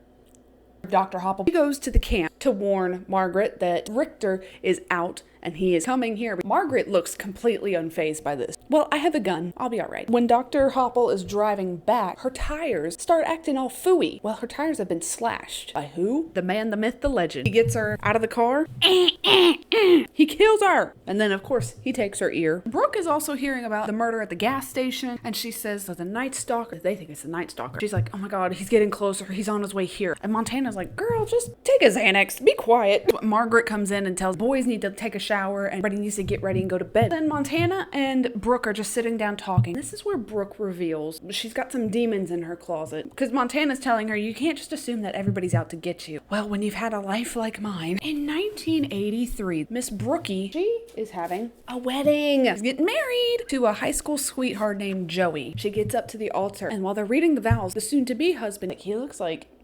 And she said, well, I just assumed that he was nervous. When they say, do you take Brooke to be your lawfully wedded wife? Does not answer right away. And he says the night before, he saw his best man, Sam, go to Brooke's house and stay the night with her. And he says, I slept on the couch. Brooke says, I was scared to be alone. I didn't want to have you stay with me on the night before our wedding. That's bad luck. Which that does not make sense to me because I'm like, no one else you could call. A maid of honor? There's got to be so many other people that you can call before you call your soon-to-be husband's best man. Like, that don't look good for you, Brooke. Joey pulls out a gun. kills Sam. Bop! Kills Brooke's dad. Bop! Kills himself. I guess she's technically not a widow because she wasn't married yet, but that happened. Montana's just sitting there like... Montana's like, you shouldn't blame yourself for sleeping with Sam. And Brooke is like, I didn't sleep with Sam. Nobody ever believes me. She's like, oh, okay, well, I believe you. And then she goes to kiss her. She does kiss her. Brooke is like, I need to go get some air. So all the boys are down at the shower. Xavier's like, I didn't bring my towel. I gotta go get it. He is intercepted by this very big man named Blake. Gets him in his car. He says, I need you to go ahead and do another job for me. Then you find out Xavier, he made a gay porn for this man named Blake in order to get his name out there to Hollywood and blah, blah, blah. Xavier's like, I don't want to. Really trying to be a serious actor. I don't want this. Well, what if I can get you somebody else to take my place? Bigger and better. They go to the shower and looking through a peephole, he sees Trevor and his wiener swinging. But while Blake is looking, peeping on them, Xavier, he runs away. Blake is by himself looking through a peephole. Richter comes up, stabs him through the eye. Brooke is down at the pier and she sees by her feet a dead body is floating by. And she's like, what the fuck is that? Ew. She turns around. Why did it make that noise? Ramirez, he's standing there and she's like, oh my God, I knew it. I'm here to collect, babe. Here we go. They start tussling, fighting, whatever. She hits him with an oar. She takes off running. He's chasing her. He runs into Jonas and he ends up disemboweling him. This poor guy. He's just like, can I catch a break? Richard thinks that he's just killed someone. The hiker shows up again. Richard kills him once again. And Richards is just like, how the did that just happen? And then he reaches down and he grabs a name tag off of him, which has the year 1970 on it. Brooke is running and she gets to the payphone and she's trying to make a call. She pulls up the cord. The cord's cut. And then Montana runs out there and she's like, what are you doing? What's going on? She tells her the Night Stalker's back. They hear a scream and it's Ray screaming. See, all the guys are standing around because they have found Blake. And then Xavier runs up and he's like, who is this man? I've never met him. Trevor notices that Blake's ear has been cut off. They're all running to the van, to Xavier's van, because they're like, we're getting the out of here. Well, Margaret, she's in her cabin and Richard walks in because he's wanting to know, who is this? He says, I've killed people, but I've never killed the same man twice. Margaret says, it must be God's will that's bringing him back. And he's just like, well, then Margaret asks, what's the worst thing that's ever happened to you? So when he was a kid, parents fighting all the time, and I think he had hit his head on something, and he ended up having a lot of seizures. He's got some brain damage. As he got older, cousin had come back from war, and he would show him pictures of girls, or just anybody that he would kill just cause, mutilate them brutally. The cousin's wife, she comes out and she's like, stop talking to him about this shit. This is not for, at that point, I think he was probably like 11. Well, the cousin gets mad. Bop shoots his wife in the head. She tells him not to feel guilty about his actions, which I don't think he was feeling guilty anyway. If you're doing it in the name of God or in the name of something, to him, probably Satan. A higher power, I guess is what we'll say. And then she asks him, can you defend this camp for me? Any intruders coming in? So when they're trying to get into the van, they crash it. Like, you all have one job. Well, then Rita shows up and she tells him that Mr. Jingles is back. Well, I got a car. Trevor says, I've got a bike. We don't have our keys, so we have to go get our keys. Split up into two groups. Rita, Brooke, Ray, and Chet are in a group, and then Xavier, Montana, Trevor, they're in a group. Rita's in the infirmary, she can't find them, and Ramirez is watching Rita's group from the outside. Trevor's group with Xavier, he breaks down. I did know that man, and I did some gay porn. Mr. Jingles is watching their group outside of the cabin. Well, then both groups simultaneously hear banging on the walls. Well, Ramirez comes inside the cabin, and then Ray, I don't like Ray, and you'll find out why. He takes off and he's gonna leave everybody else behind. Well, he doesn't make it far. Then he gets stabbed by Richard. And then Rita and Brooke, they get the keys and they leave while Chet is fighting Ramirez. Trevor, Xavier, and Montana, they're getting harassed by a couple of townies, and we're gonna just call them the pranksters. They get thrown a bag of shit lit on fire at them. It's just a group of guys dressed up like Mr. Jingles. It's a prank that we do all the time. Real Mr. Jingles comes up behind all of them and kills all of the pranksters. They all take off running. When he kills all of them, there's one that he lets go for now. Chet and Ray, they're actually running away. Well, they fall into a pit of spikes. Chet actually gets a spear through his shoulder. Ray is like, I don't think I can move you. If I pull you off of this spike, you're gonna bleed out and you'll probably die. We're in a trap. They used to build these in war, probably set up by Richter to trap people. Brooke and Rita make it to the car, and Rita tells Brooke, I'm gonna stay here, you go, and you go get help. But she goes to get in the car. Rita, she doesn't kill her, but she inject her with a tranquilizer. She's sliding down the car. She's like, what did you give me? She's like, I don't know. I'm not a nurse. She says, I think I gave you a horse tranquilizer, but I don't know. This is not Rita. Her name is actually Donna Chambers. I'm actually a psychiatrist and I'm learning all about serial killers. I would like to watch them in action. I need to know, do they need the hunt or are they fine with just killing somebody if it's presented to them? Flashback 1 week earlier, your Donna goes to Red Meadows Asylum to meet with Mr. Jingles. I would like to study you. We need to think of a plan to get you out of here. Pretend to kill yourself and open up all the cells and then dip. She's the one that gave him the flyer also that the camp was reopening. And then it also shows real Nurse Rita going to camp, stops off at that gas station, and Donna was behind her, trailing behind. I'm sorry, I'm lost. I'm trying to get through the camp too. I was wondering if I could just follow you up there. And she's like, yeah, sure. She goes to the bathroom. She comes back. Donna's car is gone. So the real Nurse Rita is like, oh, maybe she just left. I don't know. Well, Miss Donna actually snuck into her back seat and ended up strangling the real Nurse Rita. Ray and Chet are in that pit, remember? And Chet is not looking good. Ray actually thinks that he's either unconscious or he's already dead. So then Ray is like, I have to tell somebody this. I have to get it off my chest. A year before, in 1983, Ray was a part of a fraternity. When you're going through an initiation through a frat, they make you do the most ridiculous things. I don't get it, but okay. One guy, it's an Asian boy. They're having them drink a pitcher of beer, putting him in like a circle jerk or I don't know what. They're just humiliating him. The Asian guy's like, I'm gonna pass out. And Ray's like, come out here. Get out in the hallway. We're the minority here and it's so easy for us to get kicked out of here. So you need to get it together. Well, the kid passes out, falls down the stairs, and Ray thinks, oh my God, I think he's just died. Well, what would any logical person do? Maybe call the police, maybe call an ambulance. We could stop the party for this. But no. So then he takes, I don't know what his name was. He takes frat member and puts him in his car, takes him to a cliff, takes the emergency brake up, and the car starts rolling. Well, the kid wakes up and he's like, what's going on? Well, Ray is like, too late, and Ray kills a frat boy. That is hanging over him like a dead goose. He's confessing this to Chet. Ray is like, you're probably not even awake to hear this, and Chet is like, oh, I'm listening. Well, then Ray starts to panic. This is why I don't like Ray. Ray is like, I'm gonna try and get out of here. Bye. He climbs up out of the pit, leaving Chet behind to die. Trevor, Xavier, and Montana, they hide in like a nearby shack. That is where they find the real Nurse Rita. And she's tied up and gagged, so they untie her, but they're like, shut up. Richter's walking around outside. She makes a noise or something. He comes in there, throws a spear down her throat. They were in hiding, so he didn't see them come out, and they look at her uniform and it says Rita on it, and they're like, we are so confused right now. Ray shows up. He says, oh, I lost Chet. We got separated when we were running. I don't know where he went. Trevor tells Ray, do you know how to ride a motorcycle? He's like, I mean, I've ridden one once. Take my keys. You and Montana go get help, while me and Xavier go and look for Chet. They do find Chet. They find him in the pit. They pull him out, and Chet is like, Ray left me to die. They find someone who they think is Richter, ends up killing him, and then they pull off the mask because it was that one prankster that Richter left behind. Well, now he's dead. The mask, and they're like, this ain't even him. We just killed somebody. Ray and Montana are out in the parking lot. They're getting ready to get on the bike. Ramirez shows up. Ray is like, okay, bye, Montana. I'm leaving. You're leaving me here with the Night Stalker. Ray starts taking off. He dies because Ramirez takes a machete or a knife or something, slices his head off. Ray is dead. Montana and Ramirez are there by themselves, and Montana says, why haven't you killed her yet?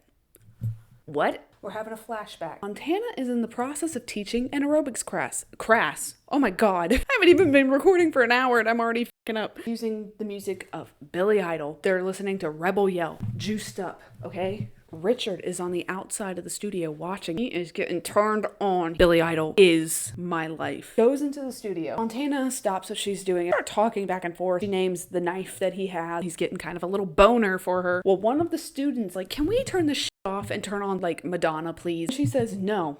No, we're only listening to Billy Idol. He starts mouthing off at her and he leaves the class. Richard does not like how he talked to Hannah Montana. Together we make Hannah Montana. After the class ends, Montana is in the locker room, feeling some blood drip down on her, and she looks up. The guy is strung up in the corner of the locker room, gutted and dead. And then Ramirez comes from behind and says, you like what I did for you? You killed him for me? And he says, I didn't like the way he talked to you. So then they end up canoodling. They have sex. Montana says, did you kill for me? And Richard is like, bitch, I just did. I need you to kill somebody for me.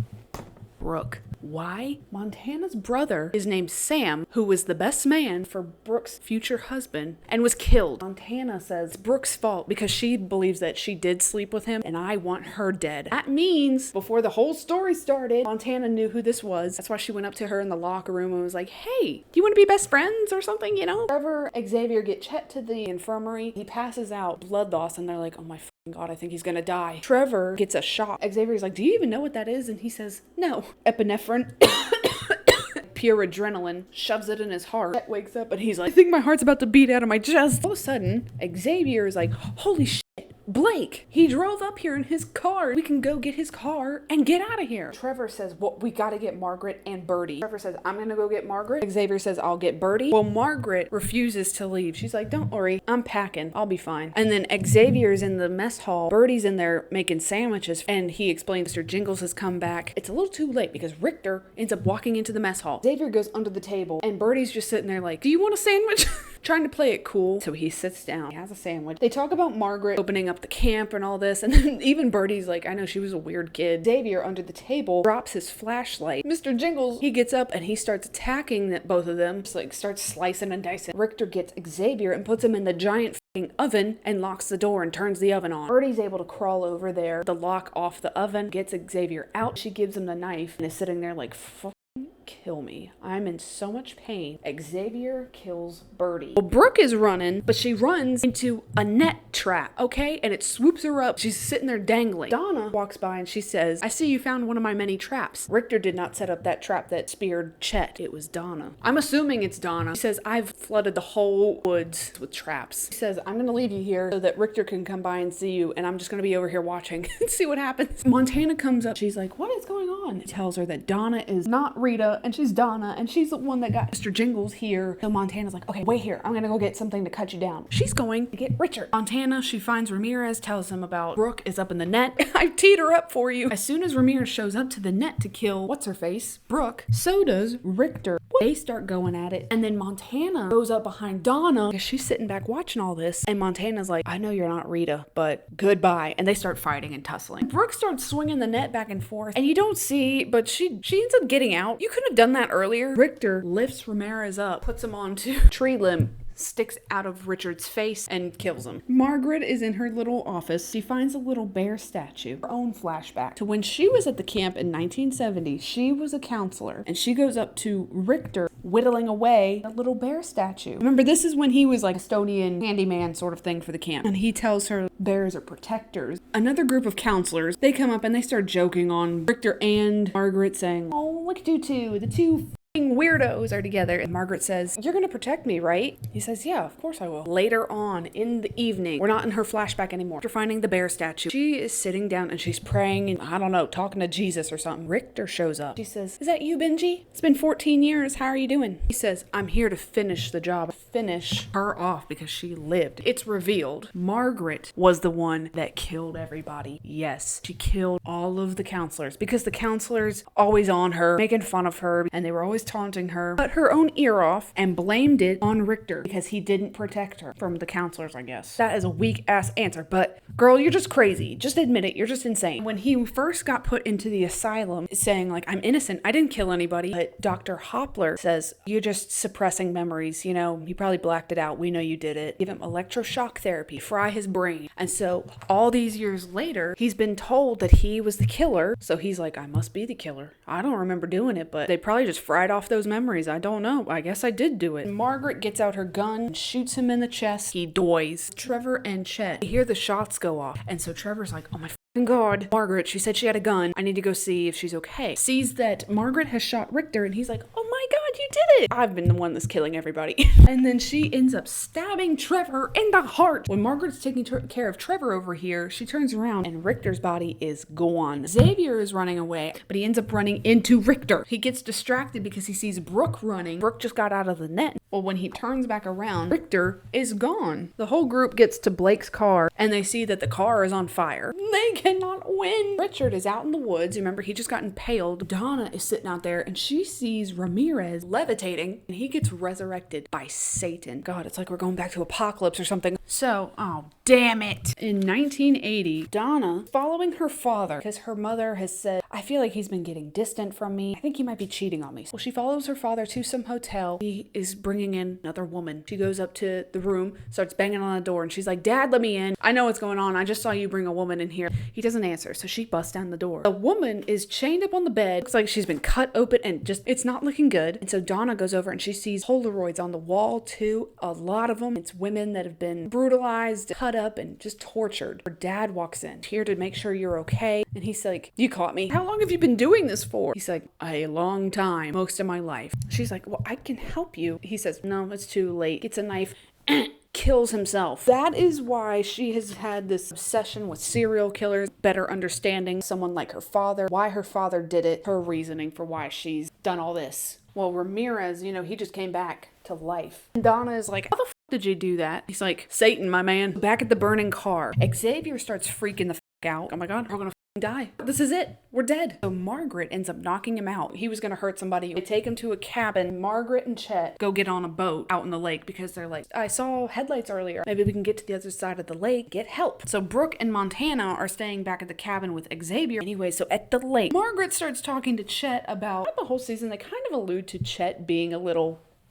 gay or maybe bisexual. I don't know, but they don't really confirm it. And he doesn't admit it. So it's like his secret in the closet. Literally, he starts talking about Jesus, trying to justify her ways. Margaret ends up hitting Chet with an oar, hitting him across the head, and then pushes him out of the boat. Before Margaret pushes Chet over, she cuts his ear off, like rips it off, and then pushes him in the water. He had an anchor or something heavy tied, ends up drowning Chet. I really should get X's. Back at the cabin, Brooke is looking out the window, and she says, oh my God, there's Ray. Let me go out there and go get him. And Montana's been walking up behind her with something to hit her with an axe because she's gonna kill her. When she turns around, she's like, oh yeah, hold on to that, defend yourself. I'm gonna run out there, I'm gonna go get Ray. And Ray is very confused and she's like, did you hit your head? I don't know how I got here. I remember is getting on the motorcycle. They go to the kitchen. No, yeah, they're in the kitchen. Are they in the kitchen? It doesn't matter. This is where we get to know more of the backstory of Brooke. When she was younger, she was top of her class. Know it all, okay? The kid that was always second behind her hated it. And so he started spreading rumors about her. So I started to just pretend like I didn't know anything. I started failing things and getting questions wrong so that he would like me. And then she said, then he ended up proposing to me. We were going to get married. I don't know if I even ever really loved Joey at all. Find out that her husband to be is not a very nice person. Ray says that he always wanted to be a doctor. He left school after this whole incident and he got a job at a mental facility. He was like, that's the best I could do. If I wanted to be involved in the medical field, I couldn't go back to school. Well, what do you do in a situation like this? Two killers running around. Everybody's dying. We're trying to get away, to find a way out of here. So what do? Let's have sex. Yeah, they have sex. And then Ray is like, was that good for you? I guess so. I don't have anything to compare it to. She just lost her virginity. Yeah, I was gonna wait till my wedding day, but well, was it good? Or how does it make you feel? She says,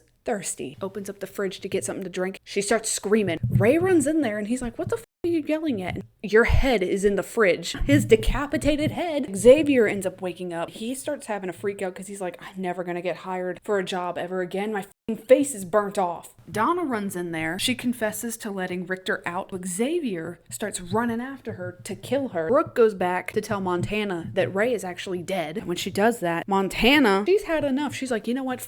I'll do it. She goes to start killing her. And she ends up telling her, Sam was my brother. I'm here to kill you because I'm avenging his death. Brooke ends up stabbing Montana in the back of the knee and is able to get away. She's hot on her trail. She's chasing. Donna goes into the nurse's quarters and sees Richter's in there and he's pulling bullets out of his chest. And then he tells her that it was all Margaret from the very beginning. And then she starts begging Richter to kill her. And he says, no, you need to face your consequences for what you've done. So then Richter's out on the prowl and he finds Margaret over at the archery course.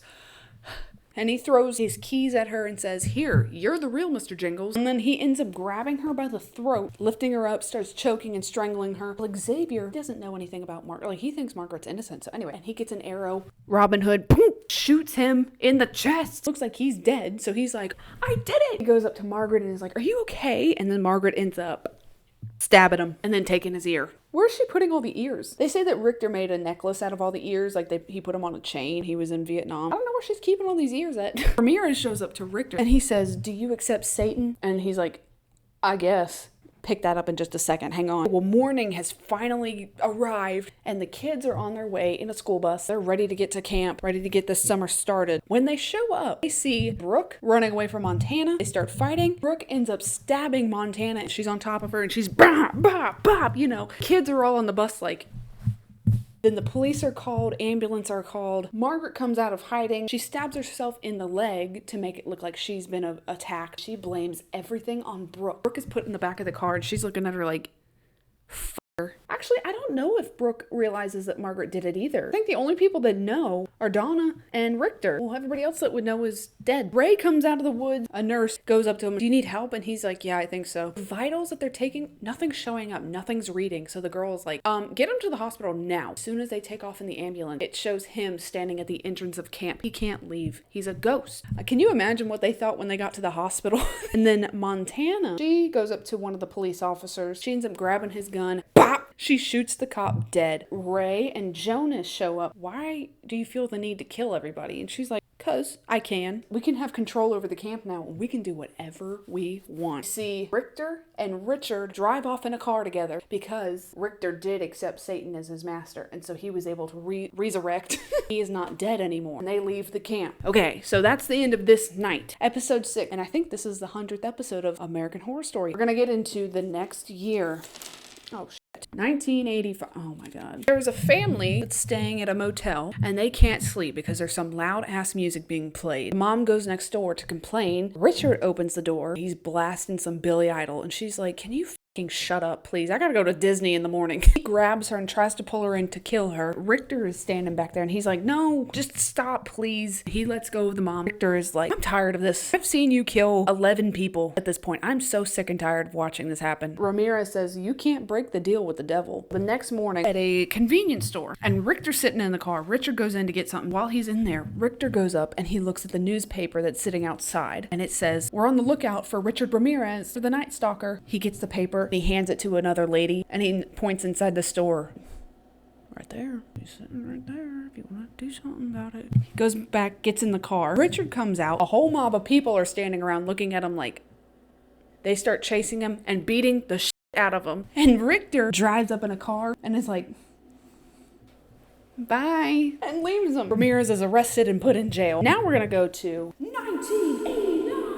Welcome to New York. Back at the camp, there's a photographer that's going around. He's taking pictures of some ducks. Montana is out on the pier. Photographer meets her out there and he's like, oh, sorry, didn't know anyone was here. He's like, it's okay. And she starts hitting on him and really trying to seduce him. He's like, well, I'm here with my girlfriend. Let me go get her. And she's like, don't you want to do it with me? He's like, yes. But she doesn't. She ends up killing him. And then the counselors from the 1970s, they show up saying like, why do you feel the need to kill everybody that comes here? And then Xavier walks up. It's like, y'all need to lighten up. Just have fun. Now we see Margaret has made quite a name for herself. She is a rich and famous real estate agent. She's got an assistant, Courtney, buying up different landmarks and houses and buildings where really tragic murders or events have occurred. And she's basically turning them into like an amusement park where you could sell tickets and cotton candy at. Briarcliff Manor, that's on the list. She obviously bought up Camp Redwood. Also, she is now married to Trevor. That's right. Trevor did not die. When Margaret stabbed Trevor, she just barely missed his heart. Now that he's been with Margaret, what is that, 5 years? He's like, I'm actually miserable. Hate it. He stays doped up with coke all day long. So Margaret only married Trevor so that he couldn't testify against her. I guess that's how it works. I don't know what the laws are. I guess if you're married to somebody, you can't testify against them. That doesn't make sense to me, but that's what they said. So then Courtney runs in and says, oh, Brooke is getting executed. They said her appeal did not go through. She's gonna die by lethal injection. Brooke is sitting in San Quentin along with Richard Ramirez. Both of them are sitting on death row. When Brooke is being walked to her cell, Ramirez is talking to her through his cell, which I don't know what the rules are, but I don't think that they keep men and women on the same block. From all my extensive knowledge that I've done, I love watching prison shows. Girls Incarcerated, come on now. I need a season 3 of that immediately. So anyway, but Richard is telling her, you can sell your soul to the devil and you'll be fine. She's like,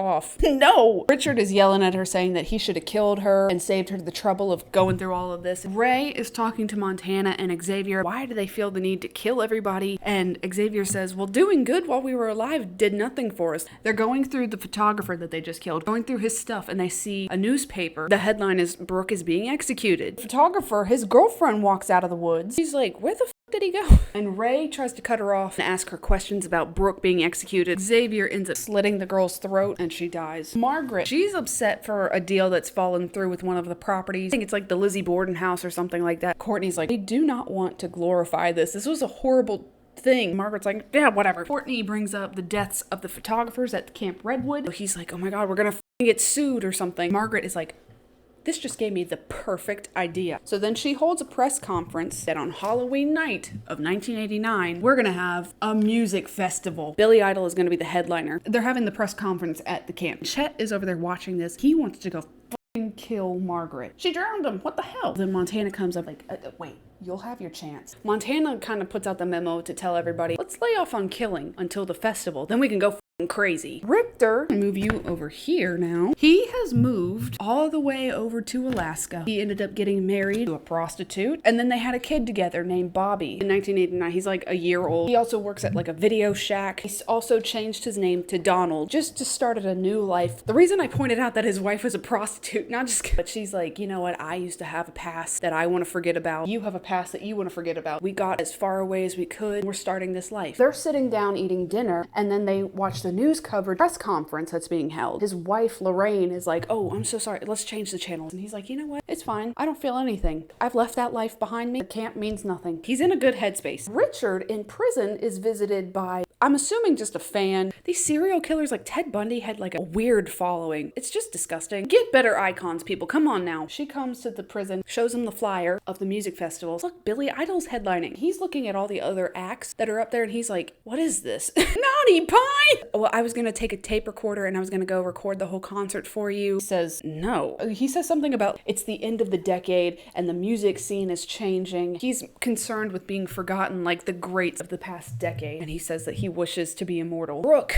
the day has come, girl, to pay the piper. She's walking down the hall. Richard offers one more time. He says, come on, take on Satan. Gives him the finger like this. She goes into the room, goes up to the window. It's like one of those two-way mirrors. Margaret and Trevor are sitting on the other side. She says, I know you're in there, Margaret, and you know I didn't do it. You know I'm innocent, so fuck you. And she spits at the mirror. She goes to lay down. Well, there's a hooded figure that's also in there administering the drugs. Give her all the drugs, and Brooke is dead. And then Margaret and Trevor, they're like, well, that was anticlimactic. Also, while that's happening, Ramirez is in his room. He cuts up his hands. He's drawing a pentagram on the ground, and he's summoning Thetan. Thetan in the one of the guards to come and get him out of his cell. He is out on the prowl. One day, Richter comes home. He sees that his wife Lorraine has been brutally murdered. And then he hears crying and finds his son Bobby in the closet with a sign on him that says, I think it says like Satan will have his vengeance or something like that. So I don't know how the hell Ramirez got all the way out there that quick. He did it and killed his wife. So now Richter takes the baby, Bobby, to his aunt's house. Lorraine's sister drops him off and says, your sister just died. You take care of the baby. I am going back to Camp Redwood to kill. Exact revenge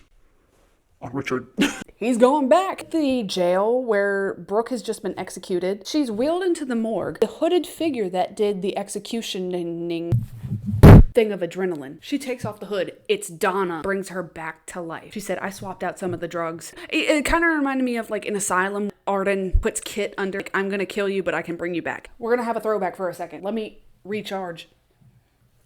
Ow. Come over here. Back this way. 1948.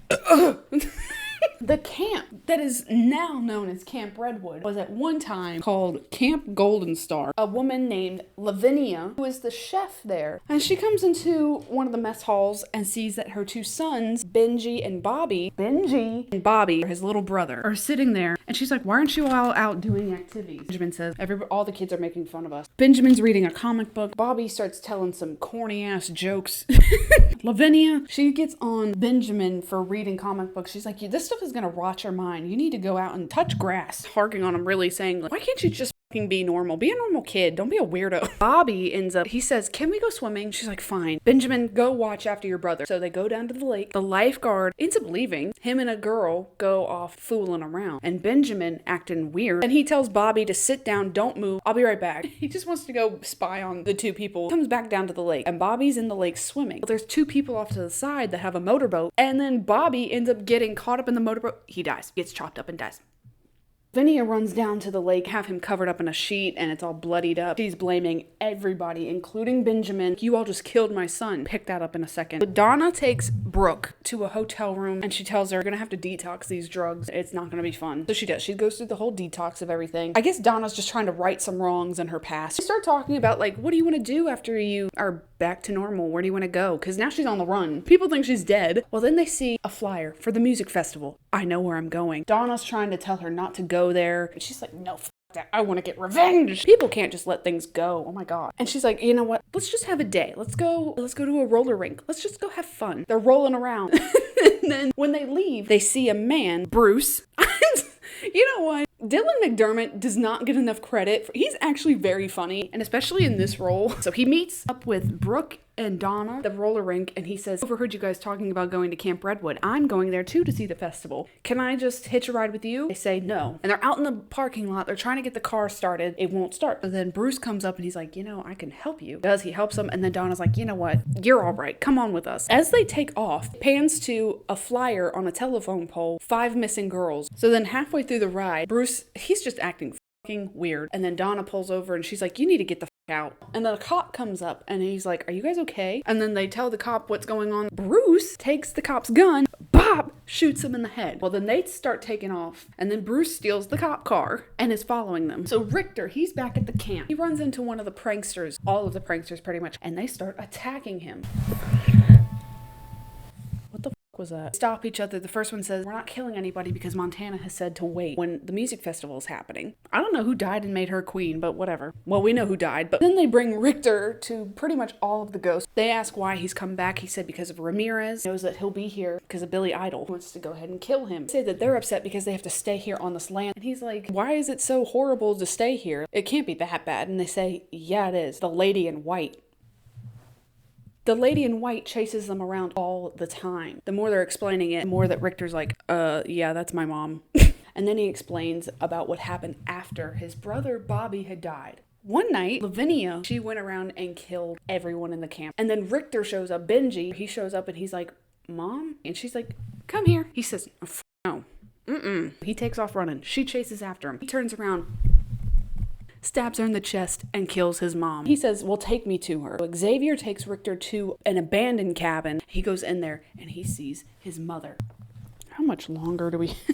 When she meets Richter again, first time since she died, she's disgusted with him, upset with him because she can always hear Bobby crying, spirit of Bobby. She can never find him. Every time she goes to look for him, he does not show himself to her. So she blames Benjamin for that. He told her that he's got a son now, and she says, well, I pity your son for having a father like you. And she also admits this was tea. When I heard this, I was like, oh, I guess he left after the whole murder happened, and then he came back to work at the camp in 1970. She said she's always looked over him, and she was the one that planted the idea to kill everybody to Margaret. She told Margaret what to do and then to blame Benjamin because Benjamin did not look after Bobby. Hell hath no fury. And she tells him that the wrong son died that day, and he's like, yeah, don't you think I know that? Donna and Brooke are at a stoplight. They're behind a pickup truck. Bruce ends up rear-ending them. They hit the pickup truck. They get knocked out. The driver of the truck in front of them comes out and he's like, what the f just happened? Bruce is like, bah! Kills him. Brooke wakes up in the guy in his truck and Bruce is in there pointing 2 guns at her. And she's like, where's Donna? He's like, oh, she's tied up behind the truck. You have 2 options. I'm either gonna kill you or you can drive and drag her body. She starts playing along. She's like, yeah, you know what? F her. Tried to kill me. I would not be in this mess if it wasn't for her. But instead of driving forward, she reverses it and causes Bruce to headbang into the dashboard. She rolls right over Donna. She does not hit her. She just rolls over her body. Donna gets up, unties herself. They get Bruce out of the car. Donna starts to choke him out with the rope. Brooke is like, no, don't kill him. Brooke, you idiot. They take the rope and they tie up Bruce and have him tied up against a telephone pole, and then they cut off his thumbs. He's like, you're not hitchhiking with these anymore. One of the tour buses for this music festival shows up. I'm gonna be honest with you, I'm not of the 80s, I'm so sorry, but I don't know who this band is. Kaja Gugu. They show up and the lead singer comes off and Margaret is like, oh my god, are you gonna sing your hit song Too Shy? Like, yeah, that's the only song that we plan on playing because that's the only one that everybody knows. While they're meeting the band, Trevor ends up seeing Montana and he's like, yeah, because he hasn't seen her since that night, 1984. And then he finds out that she's dead, and then they end up kissing and making out. And the lead singer of that Kaja Gugu band, I don't know what his name is, he meets Ramirez. Ramirez has returned to the camp. And he's like, you a fan or what? You want an autograph? And Richard tells him, no, I'm here to collect for Satan. You made a deal with the devil, didn't you? Your band did, so I'm here to collect. Made a deal with the devil to make them a hit or have a hit. Later on, Courtney goes in to drop off a little gift basket for the band and sees that the whole entire band has been murdered. 6 or 7 people are dead. And Richter, he's out on the pier reminiscing and thinking about Bobby. And Lavinia comes up to him and is like, you do not deserve to grieve for him. And she says, you know what? You should just go ahead and kill yourself before Ramirez gets here because he's going to kill you. He ends up stabbing himself. I think he stabs himself in the heart. It doesn't matter, but he kills himself. You see his ghost is standing over top of his body and he pulls out the knife and then walks away. Donna and Brooke, they're at a diner. Across the way, a girl that keeps looking over at Brooke, and she ends up coming up to her and she says, hi, my name is Stacy. Has anybody ever told you look like Brooke Thompson? And she's like, oh, yeah, I get it all the time. Basically invites herself to sit down and she says, well, yeah, I'm heading up to the music festival and I didn't realize that there was a big following for the people that died at this murder. It's nice to know that there is a fan group for Brooke or something like that. And Brooke is just like, Stacy also says that she's done all of this research on different serial killers throughout the years and that she's going up there to do more research on Mr. Jingles. Donna and Brooke, they end up leaving. They're like, okay, well, bye. Brooke gets paranoid. She's like, I think she knows who I am. Bruce is on the way to the camp because he's still on the prowl for them. He knows what they're going. Driving a pink car, and he picks up Jonas off the side of the road. And then Jonas is looking at him, what happened to your thumbs? And he only says, ugh, 2 women. They start hearing something in the trunk. Jonas is like, what the is that? Bruce goes to the trunk and he has tied up a woman selling Mary Kay products. That's her car. And then it cuts back to him. The Mary Kay lady found him on the side of the road and is like, oh my god, let me help you. He knocks her out, puts her in the trunk. Cut to now with Jonas. He's at the trunk and he's like, shut the off. So then he ends up killing her. And he goes to get back in the car. Jonas is gone. Bruce takes the car into camp. Margaret, she is talking to Courtney. She is pissed off at him that he didn't come get her as soon as he found out that everyone was dead. He was like, I think I was just in a state of shock. I'm not used to this. He tells him exactly what he's gonna do to get rid of the bodies. Like, scrub this place down. There's no evidence. While he's taking out body parts, he hears music, like a band practice, and he goes around the corner and he sees the band that's just been killed. He's like, how? I'm holding your arms. And Ramirez, he's off on the other side of the stage where they're setting up stuff for Billy Idol. So he starts talking to one of the stagehands. He's handling Billy Idol's jewelry. Like, oh my god. And the guy's like, back up. But I can give you a guitar pick. The stagehand is like, who do you work for? And he's like, Satan, my man. The guy's like, oh, right on, dude, yeah. Richard starts walking through the woods and he starts playing a little air guitar with his new pick. He runs into Richter. Richter's like, I'm gonna kill you because you murdered my wife. But then Richter is hit by a car, a little pink car driven by Bruce, and Bruce gets out and he's like, ooh. Ramirez tells him, you just hit Mr. Jingles. I'm like, oh my god, he's a legend. And then Bruce recognizes Ramirez. I'm trying to match his kill count and actually exceed it. I want to kill more than Ramirez, and I think he's killed like 19. Opens up the trunk and he shows Ramirez the lady's like, this is number 6 for me, and I'm gonna get 7 and 8 with these 2 up here. Richard tells him that Satan will show him the way of where he's at. Back to the Stacy. Stacy's character got up. I kind of was zoning out with her, I'm not gonna lie. She comes back to their hotel room, knocking on the door, and she's like, I know who you guys are. Follow her into her hotel room. She's got all this evidence about Donna going to let Richter out of the asylum. Brooke's execution tape that she bought for like $1,500 that also revealed that Donna was administering the drugs. That she doesn't know why that Donna did it. And so Brooke tells her, I'll tell you everything if you don't expose us. And she tells her that it's Margaret was behind everything. She did not kill anybody except for Montana out of self-defense. Stacy's like, well, just prove it to me. She's like, fine, come to Camp Redwood with us. Richter wakes up somewhere and he is overwhelmed with emotion. Jonas shows up and he's like, first time you die after you're dead is always the worst. He's asking him, how many times have you been killed? Jonas, I'm telling you, by the end of the season, he's a punching bag and he dies all the time. He's like, I've started to lose bits and pieces of my memory. And Richter's like, oh, no, that's not going to happen to me. I know why I'm here. I'm here to avenge my wife and to keep my son safe and kill Ramirez. And Trevor and Montana, they end up having sex. Their flame is rekindling. Montana says, as ghosts, they can feel pleasure and all this, but the feelings are fleeting, but they have this constant longing. She said she only ever felt good when she kills. Trevor admits that he hates Margaret. He hates being married to her. They end up leaving the cabin. When they leave, Margaret is standing behind them and watching it all happen. Ramirez is telling Bruce he wants to kill Richter because of what he did to him in 1985. They got him arrested. Xavier pops up and he says, I'll show you where he's at. Well, obviously Richter's dead, so they see Richter's body. Richter's ghost comes up and stabs Xavier. And then Bruce is just sitting there like, your body's right there. How are you here? How did you just kill him? Richter tells Bruce, you might want to leave or you're going to probably die. So he starts, the way he leaves, he's like, kind of just steps out of the way. He doesn't fully leave. Ramirez, he's upset because he didn't get to kill Richter. That was supposed to be me, but then he still threatens to kill his son. Richter says, I'm going to kill you, so you have to stay here. You can never leave. You don't even get the chance to go kill him. Behind Richter, Margaret is there with a 22, and she shoots Richter in the head. Bruce comes out, and he's like, oh my God, girl. Margaret says, I've got a job for you two, meaning Richard and Bruce. I just realized I keep going back before it's been calling him Richard and Ramirez. Brooke and Donna finally made it there with Stacy, and they're showing her around everything. Donna's like, how do we know we can trust her? And Brooke is like, don't worry, I'm gonna kill her anyway. Brooke is like, prison's changed me. And it made me think of Prison, Mike, where he's like, the worst part of prison was the Dementors. There's a shack that Brooke was waiting in after she got hit with the tranquilizer. Brooke tells Stacy, close your eyes so you can know how it feels to be me inside of this shack that night. And when she does that, she gets something and she's gonna hit her over the head. But at the last second, Donna runs in there, grabs Brooke,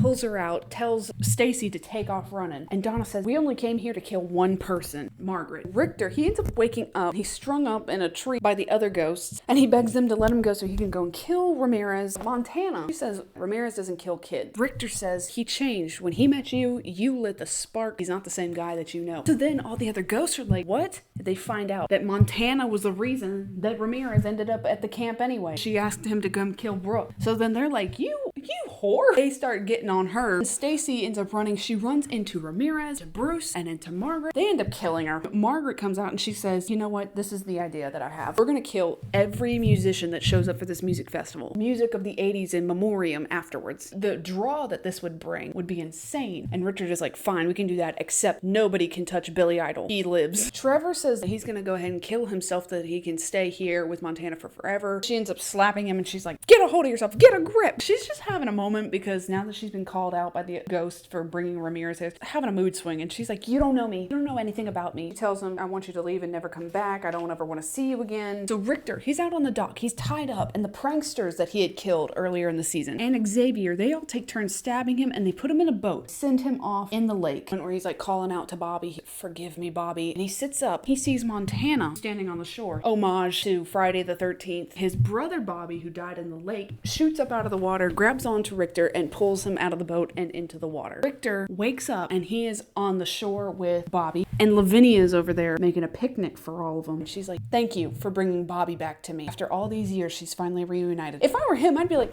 fuck you, bitch. Bobby comes over to Richter and is like, why don't you just stay here with us? We don't have to show ourselves to anybody. We could just stay here, just the three of us. And that's what they do. 2019. If you know me, you know I'm a whore for some Finn Whitrock, baby. Is playing Bobby, the son, having to do these seasons without Finn Whitrock. It's been hard. It's been hard for me. Bobby's come to the camp to look for his father. The Uber driver said, I don't see this on the map anywhere. It's not here anymore, the camp. Bobby's like, well, I guess I'll walk the rest of the way. And he sees that the music festival banners are still up. They're torn, weathered away, but they're still hanging up. And he starts taking pictures on his phone. Montana shows up behind him. She's like, what is that? He's like, it's my phone. She's like, that is not a phone. What year is it? And he's looking at her like, are you on drugs or something? He's like, it's 2019. And she says, you're the first person we've seen in years. Then Bobby tells her, my name is Bobby. I'm here to find my dad.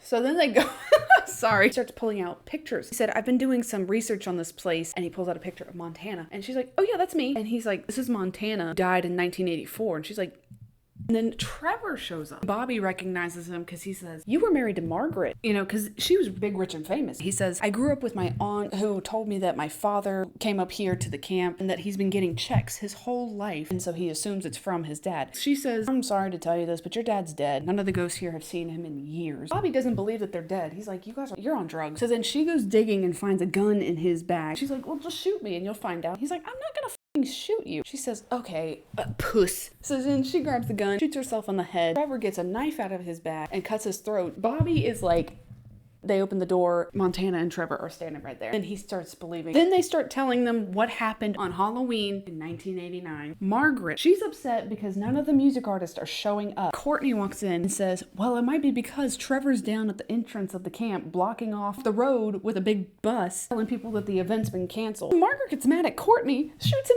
dead. And she's like, he was the worst assistant anyway. Trevor's down at the entrance, like I said. It's canceled. Go home. No refunds. Margaret shows up and Trevor's like, I hate you. I'm getting a divorce. I'm leaving you. Goodbye. Margaret ends up shooting Trevor, but he's off the property line. Montana shows up, yelling at Trevor to hurry up and get over the line. Starts fading fast. Brooke comes up, picks up Trevor, and carries him across the line. And Montana's like, why would you do that? And Brooke says, because I'm not like you. Whatever. Brooke, I still don't like you.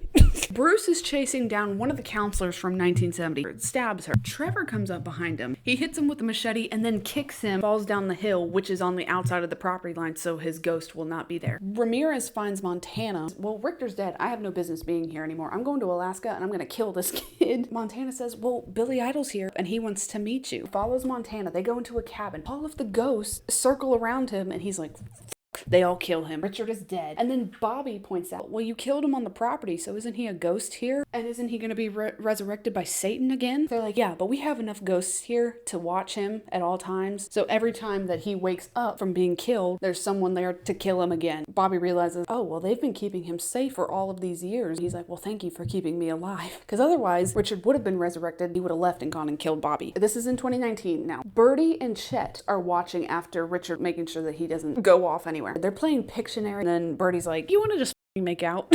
Well, they don't see Richard wake up, and he attacks both of them and goes to the cabin where Bobby and Montana and Trevor are. Busts in, and he stabs Bobby in the back. All the ghosts come after Richard. Montana's telling Trevor to run and go to the Red Meadows Asylum and talk to the medical director there if he wants to get some answers. He goes up to the counter because he looks like a fucking mess. The lady at the front desk is like, long story long, they try and get him sedated by the orderly. He mentions Benjamin Richter. The medical director turns around and says, excuse me, Miss Donna. And she tells Bobby that his dad is innocent and never killed those people in 1970. It's kind of finishing up Halloween night in 1989. She goes and she sees Margaret because she knows the truth now, and she stabs her in the arm. They end up fighting. Brooke comes out of nowhere and tackles Margaret. Brooke gets shot. Margaret gets stabbed. Both of them are down for the count. Donna thinks that Brooke is dead. She opens the door and lets Chet and Xavier and all the ghosts come in, get Margaret. Margaret is like, you know, if you just kill me, I'm gonna stay here. Not on our watch, bestie. Wood chipper pointed off the property. They keep chopping off limbs. They cut her head off and send the head through the wood chipper. The head can live up to about 30 seconds after it's detached from the body. They got rid of Margaret. 2019, as she's retelling the story, she's saying, I wish Brooke would have been alive to see it. That was the whole reason Brooke went back, was to kill her. Bobby thanks Donna for sending checks because he's like, it must have been you. And she's like, I didn't send anything. So then they retrace the routing number on the checks and they go to a place in Oregon. And they go to the post office. They follow this one truck home. They find out Miss Brooke is alive and she's married. She's got kids. I mean, there's a more in-depth conversation, but it really doesn't matter. She says that she tried to call Donna, but every time she did, she just couldn't find words to say to her. Memories of being at the camp came back up and she just was like, I didn't know what to do. And then Donna asked how she made it out. Okay, so that night when she gets shot, went ahead and killed Margaret, Ray actually found Brooke in the wherever they were, and he picks her up and carries her to the property line. He's like, this is as far as I can take you. And she starts walking, but she collapses. And then she says, someone called, and the next morning she woke up in a hospital. It was most likely Ray that called. So then she tells Bobby that she was the one sending the money because she saw that Richter got roped back and went back to the camp. And she went back to the camp. Donna went back to the camp. Margaret goes back to the camp. Everybody keeps getting roped back into this camp. And she said she didn't want that to happen to Bobby. So she thought that if she kept sending the money, that it would be enough for him to just stay away. Bobby, he goes back to the camp one more time. He sees Margaret. Bobby says, now I found out everything about you. you, girlfriend? I thought they shot you over the property, like. And she said, well, there was just one split second I died before I went over the property line. I haven't shown myself to any of the spirits here. I've been in hiding. And then she goes to stab Bobby, but is stopped by Richter. And he ends up stabbing, what's-her-face, Margaret, stunned for just a second. They embrace each other. Margaret comes up behind Richter again, kills him. See, this is why I didn't love this season, because it's too much of like, I'm coming back. Ghosts come back in a second, and it's just so, just die. Lavinia comes out, get all of the ghosts involved, Margaret away from Bobby. Montana tells him to leave, but never forget them. He's leaving, and he's on the outside of the property line, and he looks, and he sees his dad, Richter, what would be his grandma, Lavinia, I guess his uncle, Bobby. They're all standing there holding hands, and they're like, goodbye. Send us a postcard when you get there. Okay, that's it. So after all is said and done, I think my 2 still stands. I don't love it. The lack of Finn Wittrock. And I'm also not the biggest fan of like slasher movies either. I mean, aside from a handful of people, Dylan McDermott, Finn Wittrock, I don't know what this actor's name is. I always see him everywhere. I feel bad for him because he always plays like the grossest, scummiest killers, psychos. Like he is typecast. Lily Robb, she's here. Is it Rob or Rabe? Nobody's answered me yet. A couple of OG members, but not many. And I think that's why I don't love these later seasons, is because the cast is not the same anymore. I don't care. Also, this jump scare right here. Let me know what you think, if you liked it. I think it's just honestly like a good homage to the 80s in general. It's chock full of music from the 80s and references all of that. If you're into it, check it out. I'm gonna get it all cleaned up again. I'm gonna have to redo my board. Oh, I don't know why I did all this, but it made me feel better. I'm gonna have to add more to this. Okay, bye, sweaties. Bye.